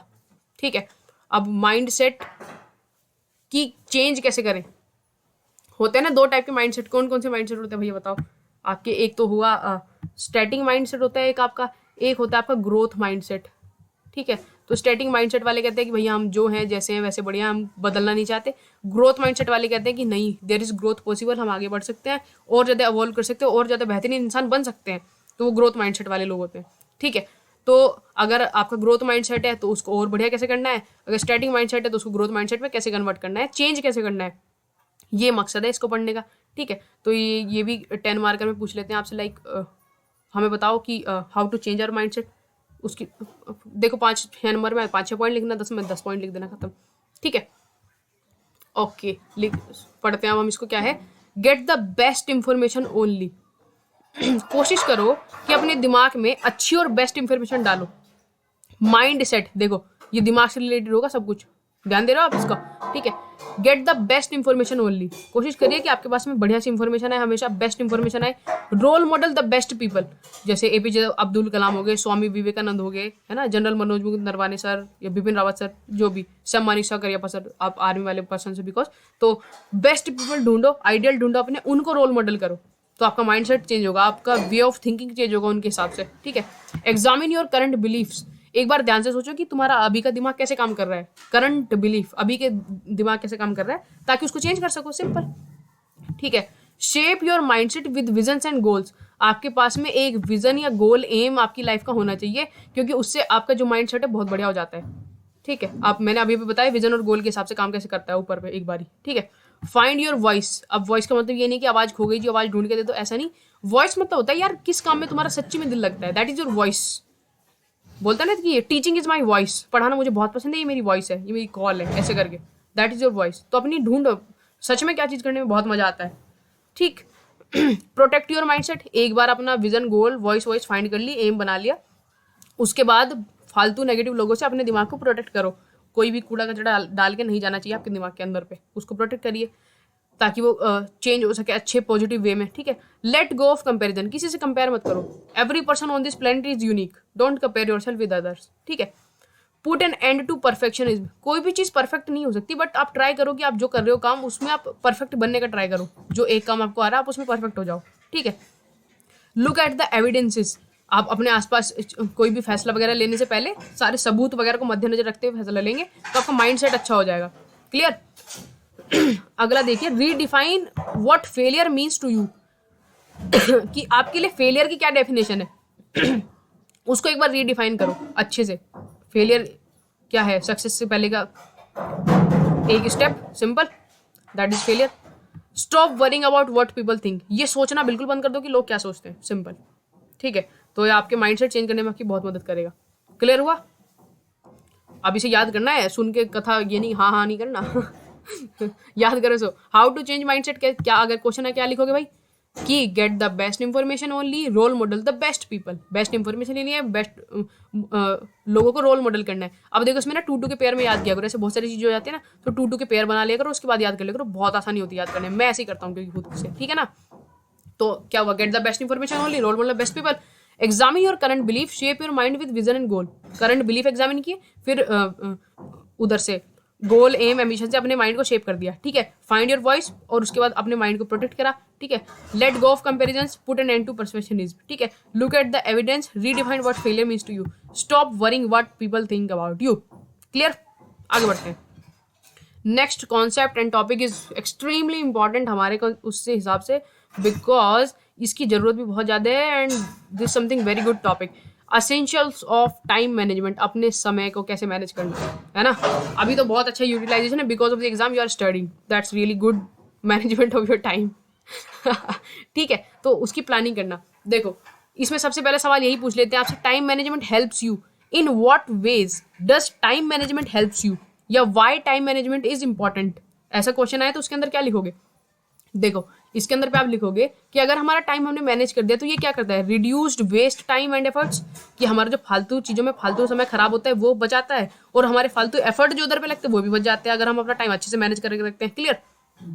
Improve your productivity. आपकी प्रोडक्टिविटी बहुत इंक्रीव कर देता है अगर आप अपना टाइम मैनेज करके रखते हो ना, पूरे दिन का टाइम टेबल वगैरह इसीलिए बनाने के लिए बोलते हैं, लाइक आप कम समय के अंदर भी बहुत सारा काम कर सको। Fine. Focus your time and energy is on what's is most important. Time management करने से क्या होता है कि आपकी एनर्जी और आपका टाइम आप उस जगह पे फोकस कर पाते हो जो चीज़ आप करना आपके लिए मोस्ट इंपॉर्टेंट है, सबसे ज़्यादा जरूरी है। ठीक है। Improve your performance and reduce stress. ये आपकी परफॉर्मेंस इंप्रूव कर देगा अगर आपका टाइम मैनेजमेंट है, और आपका स्ट्रेस लेवल बहुत कम कर देगा। अगर आपका टाइम मैनेजमेंट है, घावड़ जावड़ो पूरे दिन भर टेंशन स्ट्रेस में रहने वाले हो, अगर टाइम मैनेज कर रखा तो बिल्कुल रिलैक्स रहोगे आराम से, हमें पता ही है सारा काम ऐसे हो जाएगा। ठीक है। Set and achieve long term goals. अगर कोई इंसान अपना टाइम बहुत बढ़िया से मैनेज करके रखता है तो अपने गोल्स जो अचीव करे उसको आराम से, जो अपने गोल्स है वो उनको पहले तो सेट कर सकता है, और सेट के बाद में परफेक्ट टाइमिंग के हिसाब से उन्हें अचीव भी कर लेगा। Clear. Reduce waste time and effort, improve your productivity, focus your time on energy on what is most important, improve your performance while reducing stress and set and achieve your long term goals. Clear. आगे बढ़े। एक question आपसे कभी कभी पूछता है कि ये बताइए कि प्रिंसिपल्स ऑफ टाइम मैनेजमेंट, ये हेडिंग जो मैंने डाली है ना ये क्वेश्चन आंसर फॉर्मेट की ही है। ठीक है। प्रिंसिपल ऑफ टाइम मैनेजमेंट बताइए। ये आपको ऐसे खड़े खड़े याद करने पड़ेंगे। देखो, develop a personal sense of time, develop a personal sense of time, identify long term goals, concrete and high returns on activities, concentrate on high return activities, sorry गलत स्पेल हो गया वो, concentrate on high return activities, weekly and daily planning, make the best use of your best time, make use of committed time, manage your health. ये आपके principle है time management के। अब इसको explanation is not very important, ये बहुत important नहीं है, like you can cut this down if you want to, but like C set वाले जो बच्चे हैं उसको 3-4 बार रीड कर लेना, इट विल हेल्प यू, है ना। ठीक है, फाइन। नेक्स्ट देखते हैं, this is important, this was asked question. ये टाइप्स ऑफ एटिकेट्स, एटिकेट बता दीजिए। ये मैंने यहाँ पे क्यों लिखा है, बाय बिकॉज ये प्रेसी में गिवन था यार, लाइक प्रेसी के अंदर पे दे रखा था एंड आई यूज टू कि मैंने कहा कुछ छूट ना जाए तो मैंने लिख दिया। बी सेट के लिए इंपॉर्टेंट नहीं है, फाइन। अब देखिए टाइप्स ऑफ एटिकेट। एटिकेट क्या होता है यार? एटिकेट इज अ बिहेवियर जो सोशली एक्सेप्टेबल होता है और गुड बिहेवियर माना जाता है। एटिकेट एक तरह का बिहेवियर है जो सोशली एक्सेप्टेबल हो और गुड माना जाए, अच्छा माना जाए सोसाइटी के अंदर पे, दैट इज एटिकेट, फाइन। अब एटिकेट के टाइप्स, बहुत सारे टाइप के एटिकेट्स अगर आपसे पूछ ले कि टाइप बता दो तो बहुत सारे होते हैं। सोशल एटिकेट होता है, बाथरूम एटिकेट होता है। देखो सोशल एटिकेट की लोगों के साथ कैसे घुलना मिलना है, उसका एक प्रॉपर वे है ना। बाथरूम एटिकेट है कि वहाँ पे कैसे जाके परफॉर्म करना है आपको, जो भी करना है, एंड उसके बाद फ्लश वगैरह करके कैसे आना है, वो एटिकेट है, अच्छा तरीके से कैसे कर रहे हैं वो सब कुछ, ठीक है। कॉर्पोरेट एटिकेट, कॉर्पोरेट में किसी में कंपनी में काम करे उसका। वेडिंग एटिकेट, शादी ब्याह में कैसे तमीज से रहना है वो सब कुछ, है ना। एटिकेट वो मतलब वही तमीज से रहते कैसे, ठीक है। मीटिंग एटिकेट होते हैं कुछ, टेलीफोन एटिकेट होते हैं, ईटिंग एटिकेट होते हैं, या बिजनेस एटिकेट्स होते हैं। ये सारे टाइप्स ऑफ एटिकेट है। आपका जो दिल करे वो लिखना, उसके आगे एटिकेट लगा देना।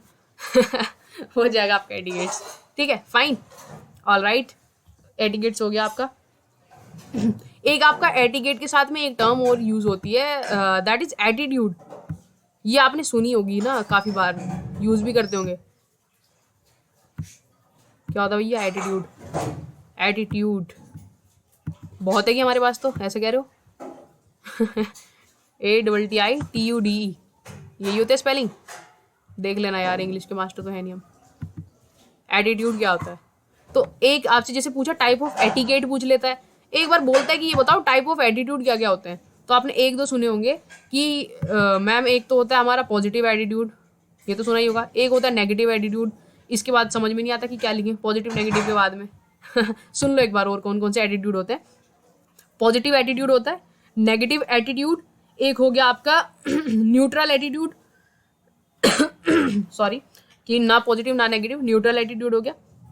एक हो गया आपका रेबेलियस एटीट्यूड, रेबेलियस बच्चे कहते हैं कुछ मम्मी की बात नहीं मानेंगे, बिल्कुल कुछ भी हो जाए। रेबेलियस हमेशा उल्टा करते हैं, रेबेलियस एटीट्यूड होता है।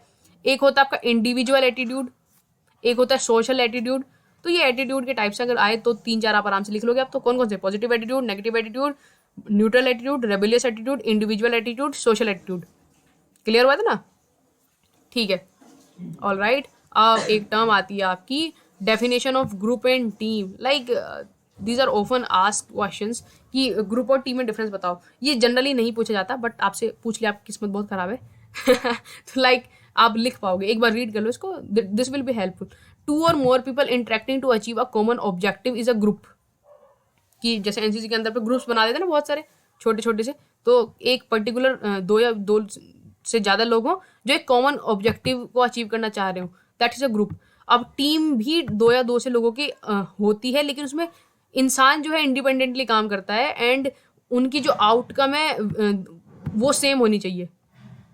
अब क्या हुआ, थोड़ा सा समझ से नहीं आया कि क्या होता है। देखो, ग्रुप को आप ऐसे लो जैसे आपके एनसीसी के ग्रुप्स बनते हैं ना, छोटे छोटे से ग्रुप्स होते हैं, तो आप किसी एक पर्पस के लिए ग्रुप बनाते हैं कि इस ग्रुप का काम है कि वहां से पानी भर के लाएगा, ठीक है।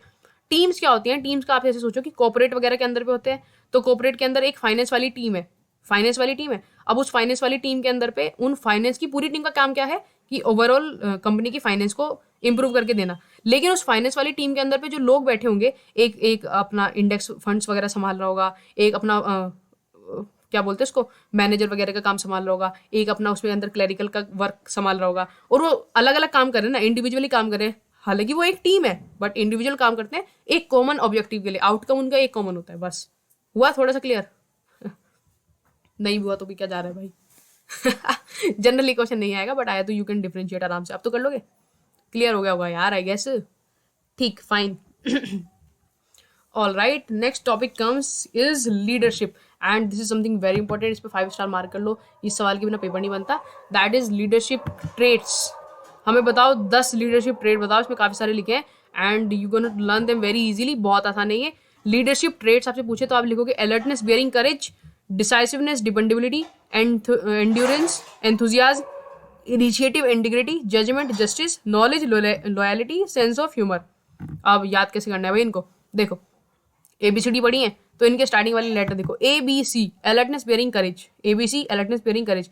अब इसको रिपीटेशन आपको अपने हिसाब से करना पड़ेगा, 10 बार करो, 20 बार करो, no matter how number of times, but रटना है तो बस याद करके जाना है, पेपर में लिखना ही है भाई। A ग्रेड चाहिए तो भैया मेहनत तो करनी पड़ेगी, सिंपल सी बात है। चाहे वो आप PDF को 1-2-3 बार पढ़ने में करिए या वीडियो को 3-4 बार देखने में करिए, but you have to done that, ठीक है। फिर ABC के बाद D is decisiveness and dependability. फिर D के बाद E endurance and enthusiasm.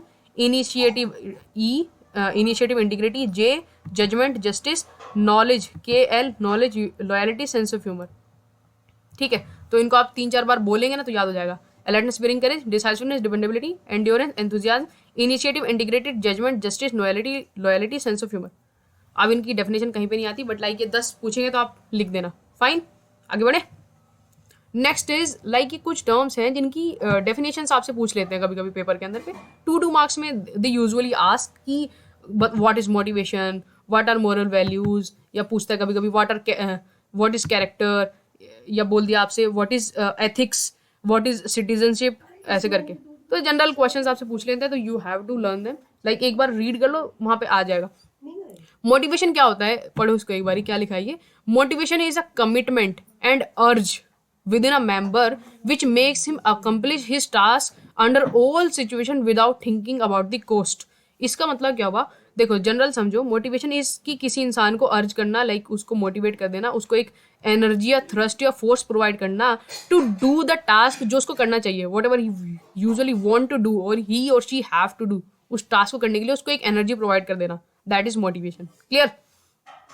As usual definition रटनी है तो आप रख सकते हो, मुझे कोई इशू नहीं है, हाँ बट अपने वर्ड्स में भी लिख दोगे तो नॉट एन इशू, ठीक है। एक होता है आपका मोरल वैल्यूज, एक टर्म होती है वैल्यूज, एंड एक टर्म होती है आपकी एथिक्स। एथिक्स भी सुना होगा आपने।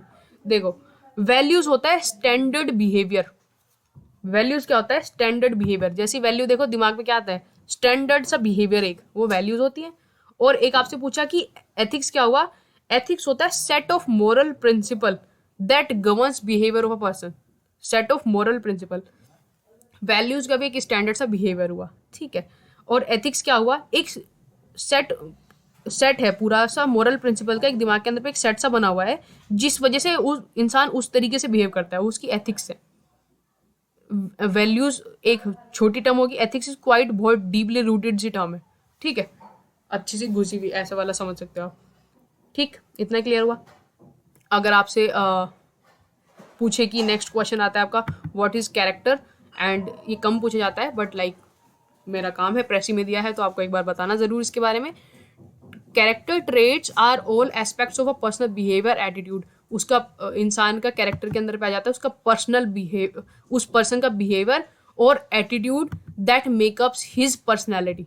क्या बोला मैंने, कैरेक्टर क्या होता है, पर्सन का बिहेवियर एटीट्यूड जिसकी वजह से उसकी पर्सनैलिटी का पूरा मेकअप हो रखा होता है। एक इंसान कैसा बिहेव कर रहा है या कैसा एटीट्यूड वो शो कर रहा है, उसी तो पता चलेगा ना कि भैया किस टाइप की पर्सनैलिटी है उस इंसान की, अच्छा पर्सनैलिटी है, बेकार है, उसके बिहेवियर एटीट्यूड से पता चलता है, दैट इज उसका कैरेक्टर, उसके ट्रेट्स होते हैं कैरेक्टर के, ठीक है। Character is not inborn, this something very important, इसको देखो ध्यान से।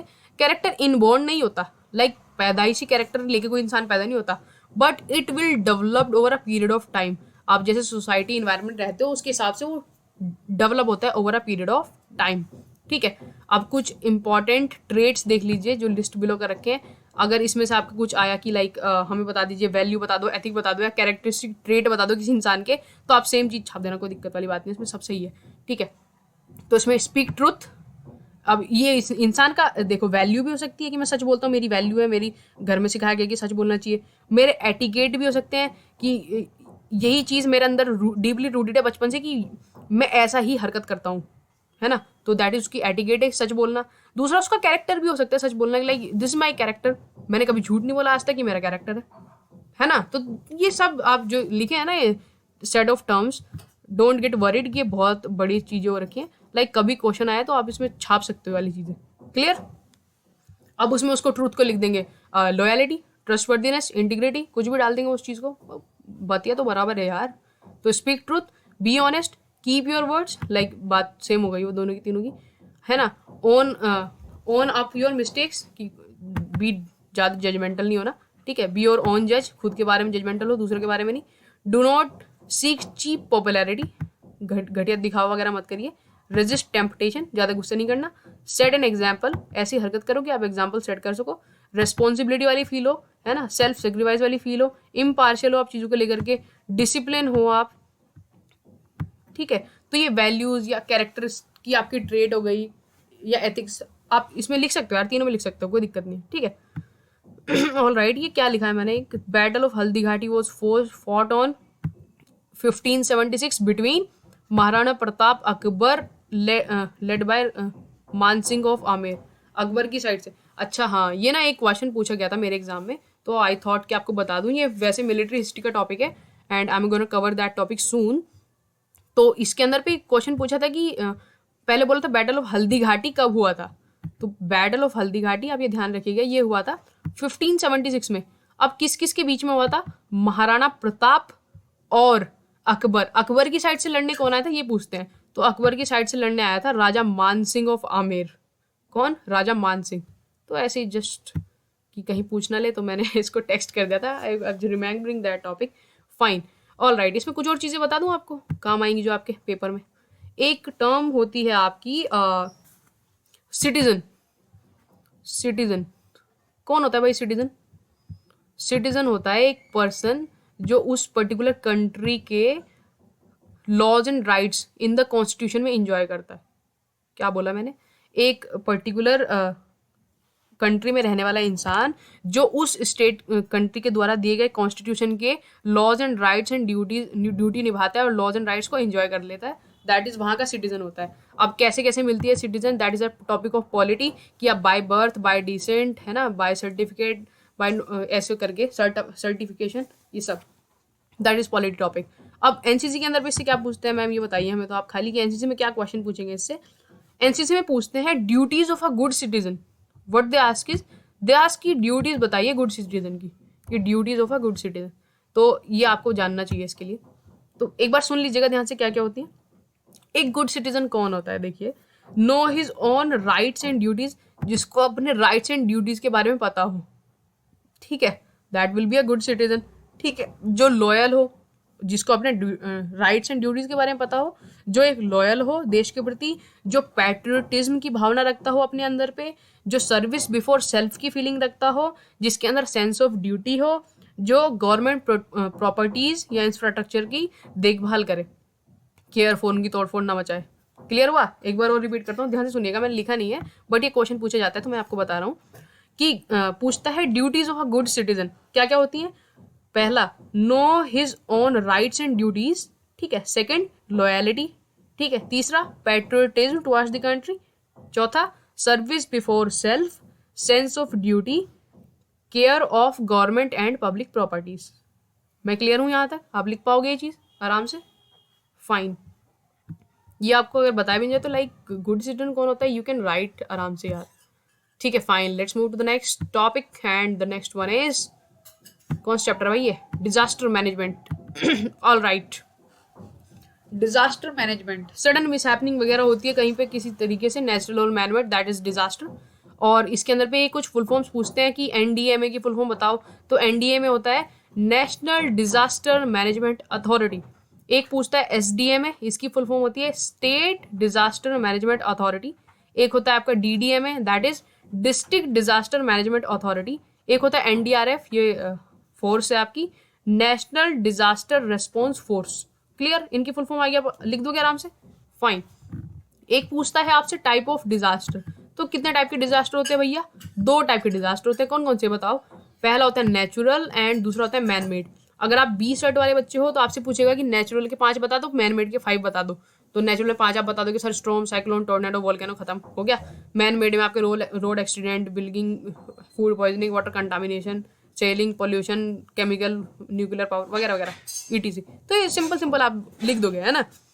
लेकिन अगर सी साइट वाले बच्चे हो तो like you have to be specific कि क्या लिखना है, ठीक है। तो आप लिखोगे कि विंड से रिलेटेड कौन से, वाटर रिलेटेड कौन से, अर्थ रिलेटेड कौन से, तो थोड़ा एग्जामिनर को लगता है कि बच्चा पढ़ा लिखा सा है, ठीक है। नेचुरल डिजास्टर में कौन कौन से आते हैं आप देखो, एक बार ध्यान से देख लो, आप कर लो यार आराम से, इजी टॉपिक है। विंड रिलेटेड मतलब हवा से रिलेटेड कौन कौन से होते हैं, जैसे स्ट्रॉम हो गया, है ना, साइक्लोन्स हो गए आपके, टोर्नेडो हो गया आपका, टाइडल विंड्स, वेव्स, डिजार्ट्स, ये सबको हो जाएगा, storm, tornado, cyclones, clear. Wind हवा। पानी से रिलेटेड क्या होते हैं, फ्लड हो गया, क्लाउड बर्स्ट हो गया, है ना, एक्सेसिव रेन या ड्रॉट, सूखा, पानी की कमी, सूखा पड़ गया जी। अर्थ रिलेटेड कौन कौन से होते हैं, अर्थक्वेक हो गया, सुनामी, एवलांचेस, लैंड स्लाइड हो जाती है, वॉल्केनिक इरप्शन, वॉल्केनोज, ठीक है, लिख पाओगे, फाइन। नेक्स्ट देखिए आपका होता है, next one is this one, man made disasters. Man made के अंदर आता है एक्सीडेंट्स। एक्सीडेंट कौन कौन से, जैसे road accident, rail accident, air accident, sea accidents, building collapse हो गई, ये बहुत सारे एक्सीडेंट हो गए भाई, ठीक है। अगला इंडस्ट्रियल मिसहैप्स। इंडस्ट्रीज में कौन कौन से आ जाता है आपका, गैस लीकेज या एक्सप्लोजेशन, भोपाल गैस ट्रेजेडी है ना, मिथाइल आइसोसाइनेट गैस थी उसमें, ठीक है, फाइन। तीसरा होता है आपका फायर। फायर किस तरह की, भैया बिल्डिंग में आग लगी, कहीं पे कोल फील्ड में आग लगी, ऑयल फील्ड में आग लगी, गैस फील्ड में, है ना, ये सब होता है इसके अंदर। फॉरेस्ट फायर, जंगल में आग लगी कहीं पे, वो भी हो सकता है। Contamination and poisoning of food, इसमें कि सपोज करो कहीं पे मास फूड पॉइजनिंग हो गई, वाटर कंटामिनेशन हो गया, तो ये डिजास्टर होता है भाई एक तरीके से, ठीक है। लिक्वर पॉइजनिंग हो गया, ये तो बहुत देखते हैं आपके, एपिडेमिक हो गया कोई, ठीक है। टेररिस्ट एक्टिविटीज, ये भी मैन मेड डिजास्टर है। सीरियल ब्लास्ट हो गया कहीं पे, that is man made disaster. Public transport या मार्केट में कोई एक्सप्लोजन करवा दिया, दैट इज टेररिस्ट एक्टिविटीज, और this is man made disaster, इंसान की गलती से हो रहा है, जानबूझ के करा जा रहा है कि नहीं। अगला इकोलॉजिकल। इकोलॉजिकल में एनवायरमेंट वाला आ जाएगा सर आपका, कि एयर का पोल्यूशन हो गया, water pollution, noise pollution, sound pollution, loss of biodiversity, global warming, sea level rise, toxic waste, nuclear accidents वगैरह, ये सब मैन मेड के डिजास्टर्स हैं, ठीक है, फाइन। ये लॉन्ग टर्म में हो रहे हैं, अब ज़्यादा बढ़ते ही जा रहे हैं। ऑल राइट, नेक्स्ट वॉरफेयर, युद्ध वगैरह होते हैं। कन्वेंशनल युद्ध हो गया कोई, केमिकल वॉरफेयर, बायोलॉजिकल वॉरफेयर या न्यूक्लियर वॉरफेयर हो गया, तो दीज आर मैन मेड, वो इंसानी तो है जो लड़ाई कर रहे हैं जबरदस्ती, है कि नहीं। अगला इसमें क्वेश्चन पूछ लेता है कि रोल ऑफ एनसीसी कैडेट्स। अब इतना सब कुछ आपने बता दिया कि आप एनसीसी कैडेट का रोल बताइए, कि role of NCC cadet in disaster management, वो कहाँ कहाँ के पे योगदान दे सकते हैं अपना। तो ये बहुत ऑब्वियस क्वेश्चन है, पूछते हैं। Number 1 is traffic control group, वहाँ पे कैडेट्स हेल्प कर सकते हैं ट्रैफिक कंट्रोल ग्रुप में आराम से। रिलीफ ग्रुप, रिलीफ ग्रुप होते हैं बचाने वाले ग्रुप्स होते हैं। शेल्टर मैनेजमेंट ग्रुप, जहाँ पे लोगों को लाया जा रहा होता है, कैजुअलिटी वगैरह को, उसका फर्स्ट एड ग्रुप्स होते हैं उनके, हाँ देखो लिखा है first aid medical groups. Evacuation और रेस्क्यू ग्रुप, बचा बचा के लाने वाले ग्रुप्स होते हैं बहुत सारे। सैनिटेशन ग्रुप्स, है ना, हेल्थ एंड हाइजीन वगैरह का ध्यान रखने के लिए। कार्कस डिस्पोजल ग्रुप, कार्कस होता है कि जो मरे हुए लोग हैं उनको डिस्पोज करने का काम। लाइक ये बहुत सारी एक्टिविटीज हैं जो डिजास्टर में एनसीसी कैडेट्स कर सकते हैं, फाइन, लिख पाओगे, क्लियर। अगला होता है आपका fire fighting service. All right, fire fighting service में देखिए कि कहीं पे आग लग गई है एंड उस फाइटिंग की सर्विस बताइए हमें, ठीक है। इसके अंदर पे क्वेश्चन क्या पूछा जाता है, इंपॉर्टेंट क्वेश्चन होता है, इज लाइक एक क्वेश्चन पूछते हैं इसमें, बहुत जनरल सा क्वेश्चन है कि हमें बताओ कि रसोई में, किचन्स में फायर को प्रिवेंट करने के तरीके क्या क्या हो सकते हैं। कि देखो ये ऑब्वियसली जनरल क्वेश्चन है, like if you don't study तब भी आप लिख पाओगे, बट अगर एक बार पढ़ा हुआ है तो इस मोर लाइक कि आप बहुत क्लियरिटी से आंसर कर पाओगे कि what is gonna be the most appropriate and correct answer, है ना, ठीक है। तो देखते हैं इसके, एक बार रीड कर लेते हैं, हमको पता चल जाएगा क्या क्या होता है। डोंट रटना नहीं है, रीड करो बस। किचन फायर से कैसे बच सकते हैं, don't keep any inflammable material like petrol, kerosene और clothing near the gas fire. कि देखो कोई भी इनफ्लेमेबल ऑब्जेक्ट हुआ, जैसे पेट्रोल, केरोसिन ऑयल या कपड़ा वगैरह हो गया, कोई नायलॉन वगैरह का, उसको गैस के पास पे मत रखिए, तो कोई फायर कैच कर लेता है, इसे दूर रखो गैस से, ठीक है। Always check gas cylinder, gas pipe for leakage, उस गैस सिलेंडर को हमेशा चेक करना चाहिए आपको कि वो लीक तो नहीं कर रहा है, ठीक है। Keep the kitchen well ventilated, उसमें वेंटिलेशन होना चाहिए प्रॉपर, है ना, ताकि गैस वगैरह लीकेज हो तो ज़्यादा इशू प्रॉब्लम ना हो, या स्मोक वगैरह वगैरह ज़्यादा इकट्ठा ना हो वहाँ पर, ठीक है। Switch off the regulator of the gas when not in use, जब आप यूज़ नहीं करें तो उसको स्विच ऑफ करके रखिए हमेशा, ठीक है। बिफोर लाइटनिंग द गैस, कि जलाने से पहले इंश्योर कर लीजिए कि वहाँ पे गैस लीकेज तो नहीं हो रखा, उसकी स्मेल आ जाती है अलग से, बट इंश्योर दैट, ठीक है। Keep children away from the gas stove और फायर, बच्चों को दूर रखिए उससे, ठीक है। Before leaving the kitchen check, एक बार छोड़ने से पहले जब किचन जा रहे हो चेक कर लो कि चूल्हे में कोई फ्लेम वगैरह तो नहीं बच रहा, जला हुआ नहीं तो नहीं छोड़ के जा रहे आप उसको, ये चीज़। तो ये प्रिवेंशन मेजर्स हैं किचन फायर से बचने के लिए। आई होप आपको क्लियर हो चुके होंगे सारे, है कि नहीं। चलो ठीक है, लिख लोगे ना आराम से। अब आपकी फायर फाइटिंग, देखो फायर को जलाने के लिए 2-3 सामानों की जरूरत होती है। किन 3 सामानों की जरूरत होती है? एक तो आपको चाहिए होगी ऑक्सीजन, O2 चाहिए, ठीक है। एक आपको चाहिए होगा क्या बोलते हैं उसको, कोई कोई सब्सटेंस चाहिए होगा, कोई सब्सटेंस चाहिए होगा कि किसमें आग लगाएं, पेपर लकड़ी कुछ तो दे दो, तो कोई सब्सटेंस चाहिए होगा। और एक चाहिए होता है आपको हीट या इग्निशन पॉइंट। हीट चाहिए होगी या इग्निशन पॉइंट बोलते हैं इसको साइंस में, लाइक एक ऐसी चिंगारी वगैरह जिससे स्टार्ट हो सके फायर। अगर इनमें से आप एक भी सामान हटा दोगे, लाइक आपने इग्निशन पॉइंट उसका कम कर दिया पानी फेंक के, वो सब्सटेंस ही हटा दे जो जल रहा था, या ऑक्सीजन सप्लाई रोक दी, तो फायर बंद हो जाएगी, ठीक है। तो फायर फाइटिंग सर्विस में ये 3 उसी तरीके से आते हैं। स्टारवेशन, स्टारवेशन लाइक आपने सामान ही हटा दिया जो जलने वाला था। कूलिंग, उसका इग्निशन पॉइंट कम कर दिया, पानी फेंक दिया, ठंडा कर दिया। और ये स्मूथनिंग, ये फायर एक्सटिंग्विशर से आपने CO2 वगैरह ज़्यादा छोड़ दी, ऑक्सीजन हटा दी। क्लियर? तो फायर फाइटिंग सर्विस में 3 चीज़ आप लिख पाओगे आराम से। कौन कौन सी होती हैं? Starvation, cooling, smothering. कौन कौन सी? Starvation, cooling, smothering. Clear? Next आता है आपका fire fighting parties. Fire fighting parties कितने टाइप की होती हैं? Fire fighting parties are of 2 types. कौन कौन सी? हाउस फायर पार्टीज और auxiliary fire parties. House fire parties में 4 लोग होते हैं, बहुत छोटी पार्टी होती है, छोटी मोटी कहीं पे आग लगी उसको बुझाने के काम आते हैं, ठीक है। एक होता है ऑक्सिलरी फायर सर्विस, इनके पास बड़ी बड़ी गाड़ियाँ वाड़ियाँ होती है जो आती है, पूरा बिल्डिंग में कहीं पे आग लग गई तो उसको बुझाने का, कम करने का काम इन्हीं का होता है, ऑक्सिलरी फायर सर्विस का। 8 लोग होते हैं इसमें, ठीक है, फाइन। एक बहुत इंपॉर्टेंट क्वेश्चन आता है आपका फायर एक्सटिंग्विशर्स का। इसके अंदर पे इट्स लाइक कि there are 3 type of fire extinguishers, और कौन कौन से होते हैं ये चीज़ आपको रटनी पड़ेगी। मुझे नहीं पता कैसे रटने वाले हो इनको, but these have to be in your दिल में क्योंकि पेपर में पूछा जाएगा यार, ठीक है। कौन कौन से होते हैं? सोडा एसिड एक्सटिंग्विशर होता है एक होता है फोम टाइप और dry chemical type fire extinguisher, एक होता है CTC carbon dioxide and dry chemical extinguisher. ये 3 एक्सटिंग्विशर होते हैं जो आपको याद रखने हैं। क्लियर? आगे बढ़े, इनको रट लेना भाई, मुझे नहीं पता कैसे रटोगे बट रटना है इसको अच्छे से। PDF मिल जाएगी आपको टेलीग्राम ग्रुप पे, उठा लेना वहां से, और जितनी बार पढ़ना है पढ़ो, रटो, जो करना है करो, ठीक है। Next topic, let's come to next topic, that is social service. Social service का टॉपिक आता है आपका। इसमें आपके कुछ क्वेश्चन जो पूछे जाते हैं वो ये पूछे जाते हैं जो मैं आपको बता रहा हूँ नीचे। सबसे पहला होता है इसमें रूरल डेवलपमेंट, मतलब जो रूरल गांव वाला एरिया है, ज़्यादा डेवलप नहीं है, उसके डेवलपमेंट प्रोग्राम्स। तो इसमें मैंने CSET के अंदर पे क्वेश्चन देखा है, उसमें पूछ लेता है कि ये बताओ कि हमें थोड़ी सी रूरल डेवलपमेंट प्रोग्राम या स्कीम्स बता दो आप जो गवर्नमेंट के द्वारा चलाई जा रही हैं, है ना। तो गवर्नमेंट के द्वारा जो चलाई जा रही है स्कीम्स वगैरह, उसके अंदर पे आ जाता है जैसे मनरेगा। अच्छा, इसकी मनरेगा की ना फुल फॉर्म भी पूछता है, तो प्लीज़ इसको एक बार ना रीड कर लेना। MNREGA stands for Mahatma Gandhi national rural employment guarantee act. तो उसका पूछा हुआ है फुल फॉर्म, है ना। तो कौन कौन सी स्कीम्स देख लो एक बारी। मनरेगा है एक, गांव के विकास के लिए। प्रधानमंत्री ग्राम सड़क योजना है एक।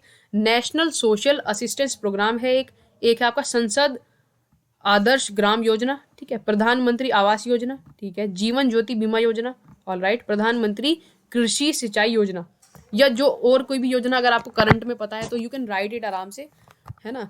ये बस मैं इसलिए बता रहा हूँ, लाइक अगर सपोज करो आपने नहीं पढ़ी होती और आपको बता देता कोई स्कीम या प्रोग्राम गवर्नमेंट के थ्रू जो चलाया जा रहा है, आप तब भी लिख पाते सोच के, बट एक बार आपने गो थ्रू कर लिया तो आप आराम से लिख पाओगे। क्लियर?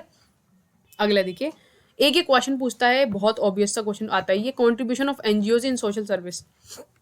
NGO क्या होता है भैया? NGO होता है नॉन गवर्नमेंट ऑर्गेनाइजेशंस। क्या होता है NGO? नॉन गवर्नमेंट ऑर्गेनाइजेशंस, ठीक है। तो अब इसमें इसका रोल पूछ लेता है कि सोशल सर्विस में क्या रोल होता है। इसको याद करने के 2 फायदे हैं।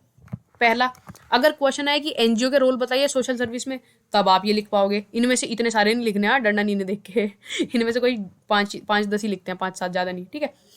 तो NGO का पूछ लिया। अगर आपसे पूछा कि role of NCC cadets in social service, तब भी आप सेम छापोगे, बिल्कुल डिट्टो यही दिखाऊंगा अभी। तो दोनों क्वेश्चन का आंसर हो जाएगा एक याद करती। तो कौन कौन से NGO क्या करवाते हैं? ब्लड डोनेशन ड्राइव होती है आपकी, all right. Blood donation drive होती है। एडल्ट लिटरेसी, पढ़ाई वाला लिटरेसी से related. Anti dowry drive, anti leprosy drive, ये डिजीज है, ठीक है। Anti drug drive, tree plantation drive, environmental programmes, help in natural calamities like flood, earthquake, ये करते हैं NGO वाले, ठीक है। Educating people about AIDS and its prevention, AIDS की फुल फॉर्म बताओ, ये पूछी गई है पेपर के अंदर और पूछी जाएगी आपके द्वारा भी। एक्वायर्ड इम्यूनो डेफिशिएंसी सिंड्रोम, दोबारा से, एक्वायर्ड इम्यूनो डेफिशिएंसी सिंड्रोम, ये पेपर में आएगा भाई, ठीक है। पीपल को एजुकेट करना एड्स और उसकी प्रिवेंशन के बारे में। फैमिली प्लानिंग प्रोग्राम्स होते हैं, कम्युनिटी डेवलपमेंट वर्क होता है, promotion of social equality, wildlife and animal care, human rights awareness campaign, child care, polio eradication या polio awareness drive, providing schooling facilities to rural areas, fit India campaign, ठीक है। अब इसके अंदर से 4-5 लिखना तो क्वाइट बहुत ईजी टास्क है ना। तो ये एनजीओ के द्वारा जो सर्विस करवाई जाती है। अब देखो ऐसे ही सेम क्वेश्चन पूछता है कि role of NCC cadets in social service या various drives and camps organise by NCC cadets, simple. तो आप यही सारी चीजें लिखोगे। हम भी तो ये करवाते हैं, ब्लड डोनेशन ड्राइव करवाते हैं, ट्री प्लांटेशन ड्राइव हो गए, स्वच्छ भारत अभियान होता है, अवेयरनेस प्रोग्राम होते हैं जैसे फीमेल फेटरसाइड्स का, डोरी का, पॉपुलेशन कंट्रोल का, HIV AIDS awareness, health and hygiene programmes, child abuse and trafficking programme, drug abuse and trafficking programmes, awareness drives, है ना। तो लिख पाओगे आराम से, ये तो ईजी है। ऑल राइट, एक क्वेश्चन आता है आपका, ये अभी अभी मैंने बताया कि how does HIV AIDS spread, spread कैसे होते हैं, एंड इसके आपके प्रिकॉशंस मेजर भी आपसे पूछता है। ये क्वेश्चन ऑब्वियस पूछा जाता है, C सेट के पेपर में कंफर्म पूछा जाएगा, B सेट के पेपर में फुल फॉर्म वगैरह पूछेंगे खाली, और कुछ नहीं, ठीक है। तो सेक्सुअल ट्रांसमिशन से फैलता है, ब्लड ट्रांसफ्यूजन से फैल जाता है, शेयरिंग निडल्स या सिरिंजेस वगैरह ड्रग्स वगैरह के टाइम पे कि एक ही सेम सिरिंज यूज़ कर लिया तब फैल जाता है, मदर टू चाइल्ड से, मम्मी से बच्चे को भी फैल सकता है, ओरल रूट से फैल सकता है, स्किन पायरसिंग से फैल सकता है। बेसिकली देखो ये तब फैलेगा जब आपका ब्लड एक्सचेंज होएगा, तो किसी भी वे से हो रहा है वो, तो सिंपल ये HIV एड फैलने का फैल जाता है आपका, ठीक है। अब इससे अगर प्रिवेंशन पूछ लिया तो इसमें आपको सेम देखो पता है ना कैसे कैसे फैलता है। अब इसको बचने का तरीका क्या है कि avoid sex before marriage, have a healthy sex life, है ना। इसका ब्लड ट्रांसफर की बिफोर डोनेटिंग एंड डोनेटिंग करने से पहले या रिसीव करने से पहले you have to check your blood, don't use आपका सिरिंजेस और स्प्रिंग्स यूज्ड बाय अदर्स, है ना। Mother have a proper test और precautions should be made while giving birth to child, ये वाला, ठीक है। Skin piercing, don't do that, oral routes की be careful about that as well. आप लिख पाओगे ना ये सारी चीज़ें, लाइक इसका उल्टा छाप देना आपने प्रिवेंशन और उसमें, क्लियर इतना। ऑल राइट, अब आपका नेक्स्ट टॉपिक आता है वेस्ट, इसी के अंदर पे कि हमें बताइए टाइप ऑफ वेस्ट क्या होते हैं। वेस्ट, कचरा कबाड़ा किस किस टाइप का होता है। तो ये नहीं पूछेगा पेपर में ज़्यादा, बट पूछ लिया तो उसके लिए एक बार गो थ्रू कर लेते हैं कि किस किस टाइप के वेस्ट होते हैं, कचड़े किस किस टाइप के होते हैं। हमने 2 टाइप के सुने हैं सर, गीला कचड़ा, सूखा कचड़ा, उसके अलावा कुछ नहीं पता। देखो वेस्ट होंगे, एक तो सॉलिड वेस्ट होता है, लिक्विड वेस्ट, ये 2 आपको पता होंगे, है कि नहीं। एक आप और बता दो कि इलेक्ट्रिक वेस्ट है ना। और अगर पेपर में 4-5 पूछ ले तो क्या करोगे भाई। देखो ध्यान से, रेडियो एक्टिव वेस्ट भी होता है आपका, रेडियो एक्टिव वेस्ट हो गया, म्युनिसिपल सॉलिड वेस्ट होता है, हॉस्पिटल और बायोमेडिकल वेस्ट होता है आपका, इलेक्ट्रॉनिक वेस्ट होता है आपका, हेजार्डियस वेस्ट भी होता है, केमिकल्स वगैरह, है ना। ऑर्गेनिक वेस्ट होता है आपका, एग्री फील्ड में से जो निकलता है, एग्रीकल्चरल वेस्ट होता है आपका, इंडस्ट्रियल वेस्ट होता है आपका, कंस्ट्रक्शन वेस्ट होता है आपका, ठीक है। तो टाइप ऑफ वेस्ट इतने सारे वेस्ट होते हैं, देखो आ गया। अब भैया आपने वेस्ट बता दिया हमें इतने सारे, आप बताओ इनको डिस्पोज कैसे करेंगे। Disposal and management of the waste, अब इतने सारे वेस्ट बता तो दिए, अब इनको मैनेज कैसे करें या डिस्पोज ऑफ कैसे करें ये भी तो बताओ। तो भाई देखो इनको मैनेज करने के, डिस्पोज ऑफ करने के जो तरीके हैं वो आपको देखने चाहिए ध्यान से। कि सबसे पहले तो separate household waste into biodegradable and non biodegradable. सबसे पहले तो जो वेस्ट होता है ना उसको बायोडिग्रेडेबल और नॉन बायोडिग्रेडेबल में बाइफरगेट कर लो, है ना। उससे उसको डिस्पोज करने में आसानी होगी। एक आपने सुना होगा, like most of you have heard about the 3 R's, कि किसी भी वेस्ट को मैनेजमेंट करने के 3 R होते हैं। कौन कौन से होते हैं भाई? Reuse, reduce and recycle. तो अब बस वही बता रखा है इसमें कि reduce the use of plastic bag, replace them with cloth और जूट बैग, उससे वेस्ट मैनेज होगा हमारा, कम होगा। रिसाइकल करो वेस्ट को, जैसे प्लास्टिक, ग्लास, क्लोथ्स हो गए, इनको रिसाइकल कर लीजिए, है कि नहीं। Do not dump waste outside the house on the road, भाई सड़क पे मत फेंको वेस्ट, और खराब ही होना, उससे मैनेज तो होगा नहीं, ठीक है। वर्मी कंपोस्टिंग, वर्मी होती है केंचुआ, केंचुआ क्या करते हैं, जो गीला कचरा होता है ना उसका, या जो एग्री वेस्ट हुआ उस सबको वो बना देता है खाद, ठीक है। नेचुरल कंपोस्टिंग, कंपोस्ट करते हैं उसको, लाइक गड्ढा खोदा, कंपोस्ट पिट बांधते हैं, गड्ढे खोद के उसमें दाब देते हैं, है ना, गीले कचड़े को, उससे खाद बन जाती है, वो नेचुरल वेस्ट हुआ। रीयूज करो कुछ सामानों को जितनी हो सकते हैं, है ना, उससे कुछ क्रिएटिव वगैरह आइटम बनाओ, उसको रीयूज करने का ट्राई करो, तो उससे वेस्ट मैनेज होगा, डिस्पोज हो जाएगा। लिख पाओगे 4-5 पॉइंट आराम से। 3 तो ये वाले छाप देना डायरेक्ट, है ना। उसके बाद में वर्मी कंपोस्टिंग, नेचुरल कंपोस्टिंग, हो गए 5 खत्म। और ये बायो नॉन बायोडिग्रेडेबल में उसको डिवाइड करना, ये सारे आप लिख पाओगे आराम से, है कि नहीं। आगे बढ़े, यहाँ तक क्लियर हुआ सारा, यहाँ तक वीडियो में पहुंच चुके तो खुद को शाबाशी दो अच्छे से, yes I am studying hard. Very good, let's move ahead. Fine, अगला देखिए, नेक्स्ट टॉपिक आता है आपका पॉल्यूशन। पॉल्यूशन क्या होता है भाई? पॉल्यूशन देखो 5 मेन टाइप के पॉल्यूशन होते हैं, और ये आपको पता ही होंगे कौन कौन से होते हैं यार। 4-5 पॉल्यूशन, बहुत फैला रखा है कि बहुत ज़्यादा हो गया ऐसे बोल रहे हो। 5 मेन टाइप ऑफ पॉल्यूशन कौन कौन से?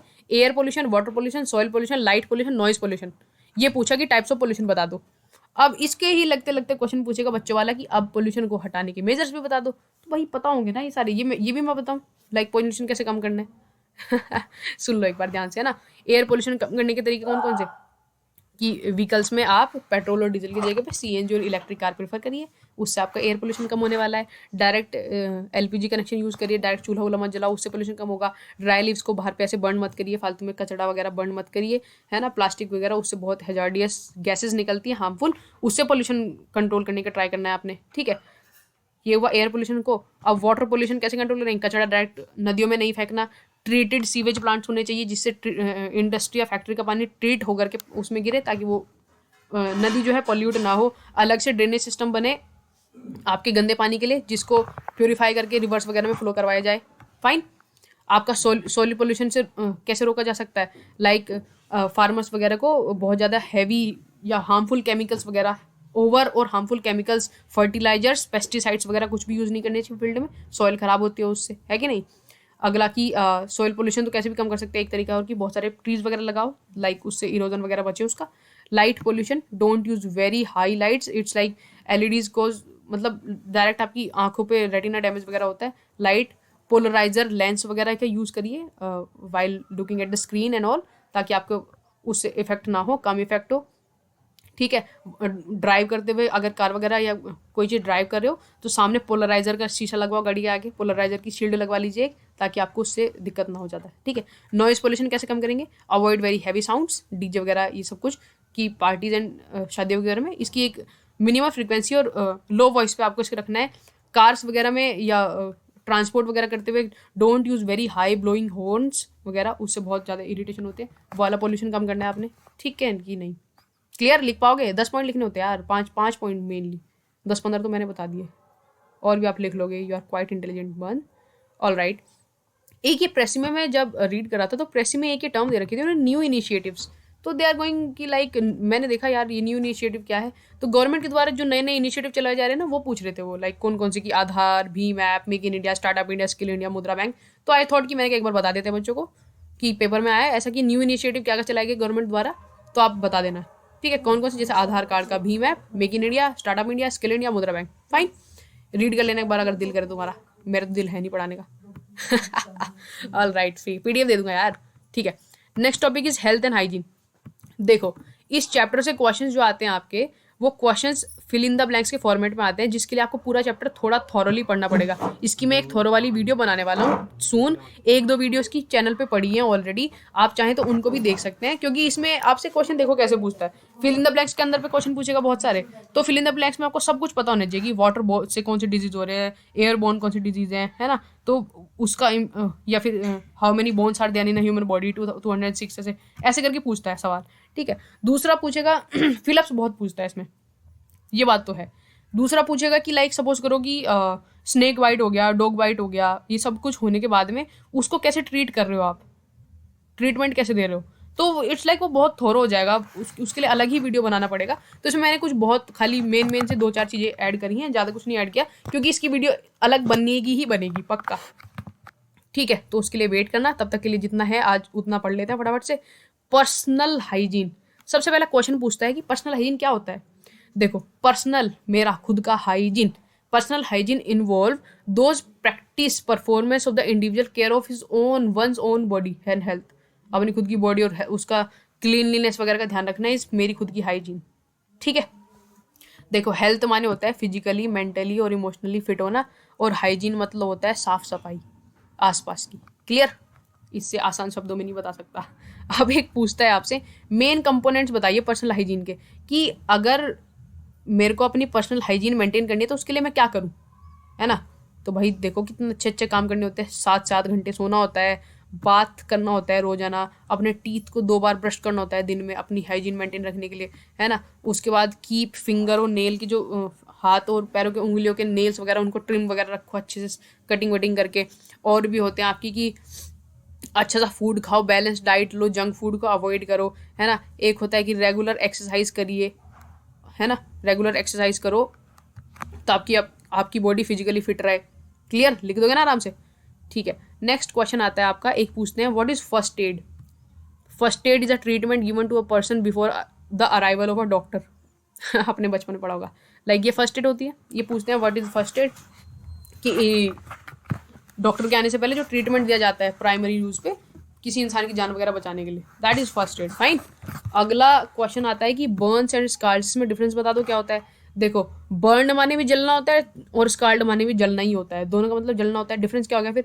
अगर बर्न हो रहा है कोई इंसान तो वो ड्राई हीट से हो रहा है। किससे? ड्राई हीट से बर्न हो रहा है। लाइक कोई डायरेक्ट आग में हाथ जलवा लिया तो दैट इज बर्न हो गया। स्काल्ड होता है, स्काल्ड के अंदर होता है caused by moist heat. Moist heat आएगी इसके अंदर पे। मोइस्ट हीट क्या हुई, जैसे सपोज करो कोई केमिकल गिर गया हाथ पे, या फिर कोई स्टीम वगैरह से जल गया, ये सारे फ्लूइड है ना, ये बहुत गर्म पानी से जल गए हो तो वो स्काल्ड होएगा। क्लियर इतना, बर्न स्काल्ड में डिफरेंशिएशन। All right. एक पूछते हैं आर्टिफिशियल रेस्पिरेशन। आर्टिफिशियल रेस्पिरेशन होता है कि लाइक अगर आर्टिफिशियल तौर पे पर्सन को क्या करवाते हैं, इसको ब्रीथिंग करवाई जाए, क्योंकि उसको सांस लेने में दिक्कत हो रही है। अगर उसको इरेगुलरिटी है ब्रीथिंग में, कार्डिक अरेस्ट, इरेगुलरिटी है ब्रीथिंग में, तब आर्टिफिशियल रेस्पिरेशन दिया जाता है। कैसे दिया जाता है? माउथ टू माउथ रेस्पिरेशन होता है, नेस्लर फेजस रेस्पिरेशन होता है। एक दो और होते हैं। I'll give them like health and hygiene का जब डिटेल्ड वीडियो आएगा I am going to explain them आराम से, ठीक है। फाइन। ये होता है, अभी तक पता चला, मतलब जनरल तो पता चल गया होगा ना क्या होता है आर्टिफिशियल रेस्पिरेशन, ठीक है। ये माउथ टू माउथ रेस्पिरेशन आपने मूवीज वगैरह में तो बहुत देखा होगा, लाइक ये तो पता ही है। और कुछ ना पता हो तो ठीक है। Classification of wounds. वुंड्स क्या होते हैं? Discontinuity in the skin, like कहीं पे कट लग गया, चोट लग गई तो दैट इज वुंड, चोट लगी वुंड बोलते हैं। 4 टाइप के वुंड होते हैं, इनसाइज, लेसिरेटेड, ओपन, क्लोज्ड। आप इन्हें 4 बार बोलोगे तो याद होंगे। कौन कौन से? Incised, lacerated, open, closed. Incised, lacerated, open, closed. क्या होता है? इनसाइड वुंड, जैसे सब्जी काटते हुए चक्कू से जो कट लगता है बिल्कुल plain, that is incised wound. Lacerated, कि किसी मशीन वगैरह के पुर्जे में आके घुचड़ मुचड़ सा कट लग गया, दैट इज लेसिरेटेड वुंड। एक होता है ओपन या पंचर्ड वुंड। ओपन या पंचर्ड वुंड होता है कि बहुत गहरा वुंड लगा, जैसे गाड़ी पंचर होगी। इसके अंदर पे आपको बहुत बढ़िया एग्जांपल देता हूँ, जैसे सपोज करो गोली लग गई किसी इंसान को तो दैट इज पंचर्ड वुंड, या फिर किसी ने बहुत पैना खंजर घोंप दिया, दैट इज पंचर्ड वुंड। एक होता है क्लोज्ड वुंड, नाम से क्लियर है कि क्लोज्ड वुंड है कि गुम चोट लग गई, अंदर पे कहीं पे चोट लगी, कोई अंदर में मसल वगैरह कुछ टूट गया अंदर, या फ्रैक्चर वैक्चर अंदर ही हो गया कुछ, तो वो स्वेलिंग वगैरह से पता चलता है वो। क्लियर। नेक्स्ट आता है आपका एडवेंचर एक्टिविटीज। बोर तो नहीं वे, पेपर है, बोर कैसे हो गए, पढ़ो जबरदस्ती। Okay, adventure activities. देखो आपसे पूछता है name any 5 adventure activities done by NCC cadets, ऐसे करके पूछ लेता है। और एडवेंचर एक्टिविटी करते हुए किसी चीज़ का ध्यान रखना चाहिए, ये सब कुछ ज़्यादा नहीं, इसकी डिटेल वीडियो पड़ी है ऑलरेडी इस पे चैनल पे। फाइन। अब एडवेंचर एक्टिविटीज के अंदर पे क्या कहता है भाई, देखो आपको पता होगा, अगर मैं नहीं बताऊंगा तभी आप लिख पाओगे। पैरासेलिंग, पैरास्लिदरिंग, पैरासेलिंग आता है, पैरास्लिदरिंग आएगा, रॉक क्लाइंबिंग आएगा, साइकिलिंग आएगा, ट्रैकिंग आएगा, ग्लाइडिंग आएगा, है ना, river rafting, hiking, scuba diving, ये सब कुछ आपके एडवेंचर एक्टिविटीज के अंदर पे आता है। क्लियर है इतना? अगर आपसे पूछे बता दोगे? फाइन। अगला एक क्वेश्चन आता है आपका वाटर कंजर्वेशन। वाटर कंजर्वेशन, पानी को कैसे बचाएं भाई। और इसमें ये क्वेश्चन पेपर में मैंने देखा है कि बोलता है waste to conserve water inside home या इंडोर, कि ये बताओ कि घर के अंदर कैसे पानी बचाएं। मैंने कहा अच्छा ऐसा बताना है। तो लाइक अगर आप थोड़ा सा सोचोगे तो आप लिख दोगे आराम से इसका आंसर, बट एज इफ मैं फिर से कहूँगा लाइक एक बार रीड कर लीजिए। कॉमन सब्जेक्ट का मतलब ये नहीं कि पढ़ना नहीं होता। एक बार रीड कर लेते हैं जिससे हमें थोड़ी क्लियरिटी मिले। इतने सारा कुछ नहीं लिखना होता है, सब कुछ है ना। मैक्स टू मैक्स 5 पॉइंट्स, उससे ज़्यादा नहीं, ठीक है। तो पहला पॉइंट पढ़ते हैं फटाफट से। एंश्योर, घर के अंदर पानी कैसे बचाना है। Ensure that there is no leakage in your house in pipeline, tap and toilets. ये चीज़ का एंश्योर करिए पहले कि घर में कहीं पे भी लीकेज ना हो किसी भी प्रकार की, है ना, पाइप में, टैप में, टॉयलेट में, कहीं पे भी लीक ना हो रही हो कोई टंकी, उससे पानी बचेगा। ठीक है जी। Second, use water efficient flush. Flush के लिए वाटर एफिशिएंट फ्लशेस, अच्छी अच्छी फ्लश आती हैं बढ़िया क्वालिटी, वो यूज करिए जिससे पानी बचे। ठीक है। Close the tap while brushing your teeth, shaving and shopping your face. Brush करते हुए या शेविंग करते हुए या मुंह धोते हुए, मुंह पे जब साबुन लगा रहे होते हैं उस वक्त टैप को बंद कर दो, पानी बचाओ। Use water from washing clothes for cleaning the floors, कि जो कपड़े धो के पानी बचता है ना, उस पानी को फर्श साफ करने के लिए, पोछा मारने के लिए यूज करिए। Use appropriate amount of detergent for washing clothes, कि ऐसा नहीं कि कुछ लोग बहुत सारा डिटर्जेंट डाल देते हैं और फिर धोए जा रहे कपड़े 1 घंटे तक, दे पानी पानी वेस्ट। ऐसा नहीं, कि कम से कम यूज करो उसको और कम पानी में ट्राई करो वॉश करने का। ठीक है। क्लोज द टैप और शावर लेते हुए जब बॉडी पे साबुन लगा रहे हो ना, तब उसको टैप को बंद कर दीजिए। फाइन। वाइल वॉशिंग डिशेज, है ना, जैसे बर्तन धो रहे होते हैं ना, जब उन पे साबुन लगा रहे होते हैं, जब बर्तन वगैरह पे, डिश वगैरह पे, तब भी पानी बंद कर दो यार, उसको फालतू में मत चलने दीजिए। ठीक है। मॉनिटर योर वाटर बिल, अपने पानी के बिल को एक बार मॉनिटर करो, ताकि पता चलेगा कि लाइक सच में बहुत ज़्यादा तो नहीं आ रहा। बिल देख के पता चल जाता है क्या क्या कह रहे हो, हमारे पास तो फ्री है वाटर जिसके बिल आता है दिल्ली वगैरह में जो है उसको। ठीक है। अगला पॉइंट है water your lawn garden in the morning और इवनिंग। देखो, जो पौधों को पानी देते हो ना, या तो वो सुबह के समय पे दो या वो शाम के समय पे दो, क्योंकि दोपहर के समय पानी दोगे तो सारा तो एवोपरेट हो जाएगा, और सुबह समय शाम को सूरज नहीं होता तो एवोपरेट कम होगा। ठीक है। Never throw water unnecessary on road. कुछ लोग हैं ना, सुबह शाम उनको कुछ काम नहीं होता तो पाइप लेंगे और पानी फेंकना शुरू करते हैं रोड पे। ऐसा मत करो यार, पानी वेस्ट होता है। Avoid unnecessary flush of toilet, unnecessary में फालतू में फ्लश मत किया करो टॉयलेट्स को, ये बोल रहा है। Use minimum amount of water to bath, कम से कम पानी यूज करो नहाने के लिए। Do not leave the tap running while washing the kitchen dishes, ये रिपीट हो गया है कि किचन डिश वॉश करते हुए फालतू में टैप को खुला नहीं छोड़ना। पता चलिए घर में कैसे पानी बचेगा। क्लियर हो गया, लिख दोगे? Okay fine.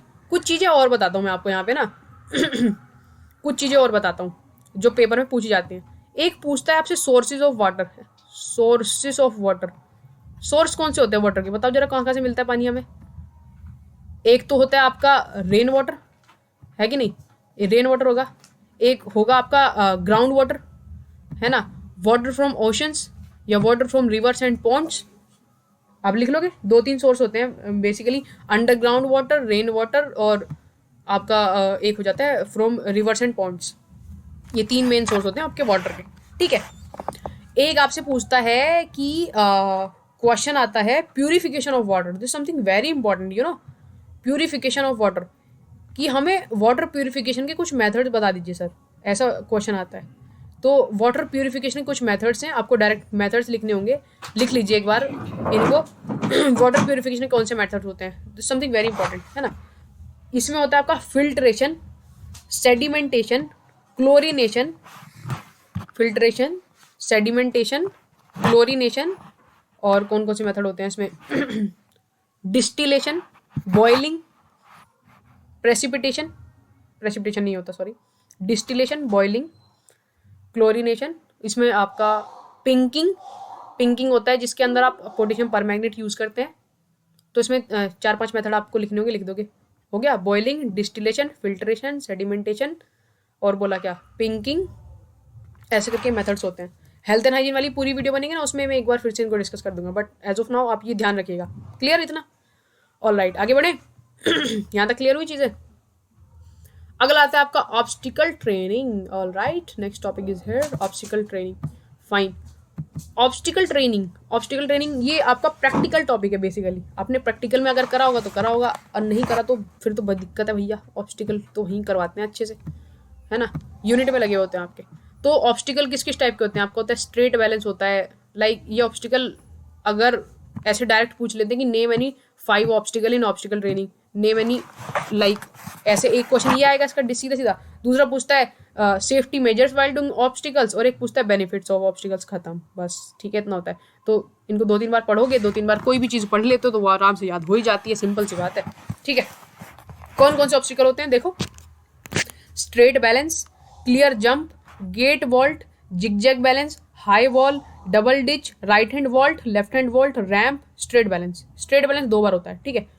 स्ट्रेट बैलेंस सीधा सीधा एक फट्टा सा लगा होता है, उसमें उस पर आगे चल के जाना होता है, तो स्ट्रेट बैलेंस। क्लियर जंप ऐसे ही फट्टा लगा होता है, बट वो इस बार ऐसे लगा होगा इसमें कूद के जाना होता है, ठीक है। गेट वोल्ट कुछ इस टाइप का होता है, उसमें 2 बीम पड़े होते हैं, तो this is something gate vault ऐसा होता है। Zigzag balance as name suggest it's zigzag balance, जो हाइट पे होता है 1.5 से लेकर 3 फीट तक की। हाई वॉल, ये एक 6 फीट की दीवार होती है बहुत ऊंची सी, जिसपे से कूद के जाना होता है। डबल डिच वाले होता है गड्ढा, ये 2 गड्ढे होते हैं, ठीक है। इनके बीच में 12 इंच का डिस्टेंस होता है, जो आपको कूद के जाने होते हैं, टाप के जाने होते हैं। स्क्वायर में होते हैं, सर्कल में बना दिया मैंने, स्क्वायर में होते हैं, फाइन, ठीक है।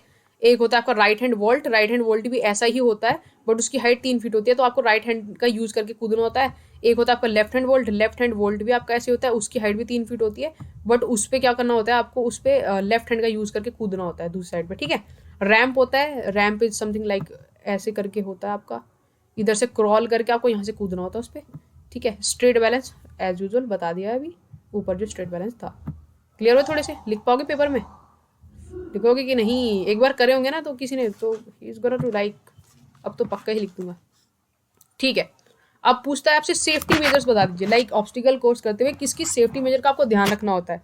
तो पहला इज, जो बच्चा हो suitable and physically fit candidate should be selected. Physically जो फिट कैंडिडेट होता है उसी को सेलेक्ट करो, किसी ऐसे जिसकी फिजिकल हेल्थ वेल्थ बढ़िया नहीं है उसको सेलेक्ट मत करो भैया, ऑब्स्टिकल पे गिर गुर जाएगा, चोट लगवा लेगा, ठीक है। Training is to be done in a PT dress के अंदर पे ही ट्रेनिंग करवाई जाए बच्चों की, ठीक है, ऑब्स्टिकल कोर्स में, ठीक है। और उसमें बोला है कि emphasis given on individual timing पे दी जाए, बाद में टीम के साथ में काम करवाना, पहले इंडिविजुअल से करवाया जाए, ठीक है। Wet and slippery obstacles area are to be avoided, ऐसा नहीं कि ऑब्स्टिकल स्लिपरी है, गीला है, उस पर नहीं चलना, गिर जाओगे नहीं तो है, उसको अवॉइड करिए, ठीक है। Under the supervision of qualified instructor and correct technique, बढ़िया टेक्निक्स, जो टेक्निक है उस ऑब्स्टिकल क्रॉस करने की उससे ही करिए, और एक इंस्ट्रक्टर आपके आसपास होना चाहिए वो पर्टिकुलर काम करवाते हुए, ठीक है। Arrangement of first aid should be there, first aid का अरेंजमेंट हो चाहिए, किसी को थोड़ी बहुत चोट लगी तो एकदम से ट्रीटमेंट करवाया जा सके। ये थे आपके safety measures while doing obstacle course. Clear हुए कि नहीं हुए? बताओ पहले मुझे। क्लियर? चलो बढ़िया, आगे देखो। बेनिफिट्स, अच्छा ठीक है, हमने इतने सारे ऑब्स्टिकल कर लिए, फायदे तो बताओ उसके, ऑब्स्टिकल करने के फायदे बताइए क्या क्या होते हैं। देखो, ऑब्स्टिकल करने से क्या होता है, it ensures your physical fitness, आप फिजिकली फिट होते हैं ऑब्स्टिकल में, बहुत बढ़िया। एंश्योर फ्लेक्सिबिलिटी, आपकी फ्लेक्सिबिलिटी इंक्रीज होती है, ठीक है। एंश्योर मेंटल स्ट्रेंथ, वो बढ़ती है आपकी। Coordination of body and mind and body coordination बहुत बढ़िया हो जाता है। इंप्रूव्स रिस्क टेकिंग एबिलिटी, आपकी रिस्क लेने की एबिलिटी इंक्रीज हो जाती है। एवेल्युएट प्रॉब्लम सॉल्विंग स्किल्स, आपके अंदर प्रॉब्लम सॉल्विंग स्किल्स डेवलप होते हैं। ओवरऑल टीम स्पिरिट आपकी बहुत बढ़िया हो जाती है ऑब्स्टिकल करने से, तो ये सारे फायदे हैं। और ऑब्स्टिकल करने का फायदा सबसे बड़ा ये है कि आपकी जो एसएसबी होती है, एसएसबी के अंदर आपका ऑब्स्टिकल करवाया जाता है, इंडिविजुअल भी करवाया जाता है एंड टीम के साथ में भी करवाया जाता है। This something very important there, obstacle SSB के अंदर पे, तो it's gonna be very helpful there as well, fine. तो ये बेनिफिट आपको याद रहेंगे, ensure physical fitness, ensure flexibility, ensure mental strength, coordination and balance of body and mind, improve risk taking ability, evaluating problem solving skills, overall team spirit develop होती है, fine. तो okay, that's all for today and very very thank you. अगर आप यहाँ तक आ गए video में तो quite we are done with the things and we are done with the topic, और बहुत मजा आया कसम से पढ़ाने में। अगर आप यहाँ तक पहुँचे तो मुझे कमेंट बॉक्स में बताना कि यस मैम लेजिट बहुत मजा आया। आप मुझे कमेंट बॉक्स में अगर यहाँ तक पहुँचो ना तो आप मुझे कमेंट बॉक्स में लिख के बताओगे rock it ma'am, we rock it, ये लिखोगे अगर यहाँ तक पहुँचो, मुझे पता चलेगा किसने लास्ट तक वीडियो देखी। जो रॉकेट लिखा मीन्स उसने लास्ट तक वीडियो देखी है, ठीक है कि नहीं। ये कॉमन सब्जेक्ट था आपका, रिवाइज करवा दूँ एक बारी क्विकली, एक बार वापस रिवाइज कर लेते हैं। कहाँ गया हमारा syllabus? All right, this is the syllabus, we gonna discuss from the starting only. क्या क्या कवर करा हमने इसके अंदर पे? हमने इसके अंदर पे आपका कवर करवाया है कॉमन सब्जेक्ट एनसीसी का, स्पेशल सब्जेक्ट नहीं करवाया, स्पेशल सब्जेक्ट की अलग वीडियो बनेगी, उसके लिए इंतजार करना थोड़ा सा, बन जाएगी वो जल्दी ही। जनरल एनसीसी के बारे में क्या क्या सवाल पूछते हैं, जनरल से बता दिया। अवेयरनेस, नेशनल इंटीग्रेशन है, अवेयरनेस इंटीग्रेशन क्या होता है, उसके हिंड्रेंस क्या क्या है, उसकी इंपॉर्टेंस क्या क्या है, ये सब हमने इसके अंदर पे देखा। ड्रिल, बेसिकली उसके अंदर फिलअप्स वाले क्वेश्चन आते हैं, ड्रिल के अंदर क्या होती है drill, types of March, types of drill, इसके अंदर एक पेस भी होते हैं, कितने लेते हैं वो चीज़ भी देख लेना एक बार आप, ठीक है। वेपन ट्रेनिंग, इसके अंदर पे हमने .22 और एसएलआर के बारे में जाना, और कुछ इंपॉर्टेंट फिलअप्स के पॉइंट्स मैंने बताए। राइफल क्लीन करने के मेथड, राइफल होल्डिंग पोजीशंस, ये सब मैंने आपको बताई, ठीक है। पर्सनैलिटी डेवलपमेंट, इसके अंदर पे हमने पर्सनल डेवलपमेंट की बहुत सारी चीज़ देखी। ये leadership and personal development very important, इसके अंदर बहुत कुछ देखा हमने, लाइक स्ट्रेस मैनेजमेंट टेक्निक, है ना, एटिकेट्स, एटीट्यूड्स, सेल्फ अवेयरनेस, स्वॉट एनालिसिस, है ना, 10 core life skills, leadership traits, बहुत सारी चीज़ें देखी, सारा कुछ हमने इसके अंदर देखा। And you have to learn them. इसके लिए आप ना वीडियो, अब जैसे आपने एक बार देख लिया है तो उसको ना 2x पे करना, और 2x पे करने के बाद में देख लेना, 2-3 बार रट जाएंगी चीज़ें, ठीक है। या मैं ये PDF टेलीग्राम पे दे दूंगा, इट्स ऑन टेलीग्राम ग्रुप, जो भावी बोर के नाम से ही है, तो टेलीग्राम पे जाके वहाँ से उठा लेना, ठीक है। फिर disaster management, types of disaster, natural, man made, ये सब कुछ, ठीक है। Role of NCC cadet in disaster management, इसमें भी role of NCC cadet in national integration, ये भी देखा। फिर social service and community development, इसमें कुछ फुल फॉर्म्स देखी हमने इंपॉर्टेंट, ठीक है। Role of NCC cadet in social service and community development, वो चीज़ देखी हमने इसके अंदर पे। और एड्स वगैरह के बारे में जाना थोड़ा सा, जिसके क्वेश्चन आते हैं। हेल्थ एंड हाइजीन, इसकी अलग वीडियो बनेगी, क्योंकि इससे यार बहुत सारे सवाल आते हैं, और सारे सवाल ऐसे इसमें किचन वाला जो क्वेश्चन है ना, थ्योरेटिकल ऐसे करके 1-2 पूछते हैं, ज़्यादा नहीं पूछते। तो इट्स गोना लाइक इसका अलग ही वीडियो ही बनेगा एक, तो उसको आप देख लेना, इसमें पूरा बहुत थ्योरी है, वो सब उसमें समझा दूंगा, ठीक है। एक आपका एडवेंचर एक्टिविटीज़ कौन कौन सी होती हैं, एडवेंचर एक्टिविटीज़ करते हुए क्या क्या ध्यान रखना चाहिए, क्या क्या फ़ायदे हैं उसके, ठीक है। एक आपका इन्वायरमेंट अवेयरनेस, इसके बारे में हमने बताया आपको, इन्वायरमेंट के अंदर पे क्या क्या अवेयरनेस, और उसके कंजर्वेशन मेजर्स, वाटर कंजर्वेशन वगैरह हमने देखा। ऑब्स्टिकल ट्रेनिंग, 10 टाइप के ऑब्स्टिकल, उनके बेनिफिट, उनके नुकसान, ये सब हमने इस वीडियो में जाना। उम्मीद करता हूँ वीडियो आपको पसंद आई होगी, and you get to learn so many things. और ये मोस्ट इंपॉर्टेंट चीज़ें जो अब मैंने आपको DGNCC की प्रेसी से कवर करवाए हैं, कहीं और से नहीं, ये सारे समान DGNCC हैं। DGNCC की जिस PDF से मैंने करवाई है, वो PDF भी आपको टेलीग्राम पे ही मिल जाएगी। फुल फ्लैश PDF आपको चाहिए तो वो भी टेलीग्राम ग्रुप पे ही मिलेगी, एंड इसकी PDF भी टेलीग्राम ग्रुप पे मिलेगी। होप ये आपके एग्जाम में आपको हेल्प करेगा, ठीक है। आज के लिए इतने रखते हैं, नेक्स्ट वीडियो में मुलाकात करेंगे। जय हिंद,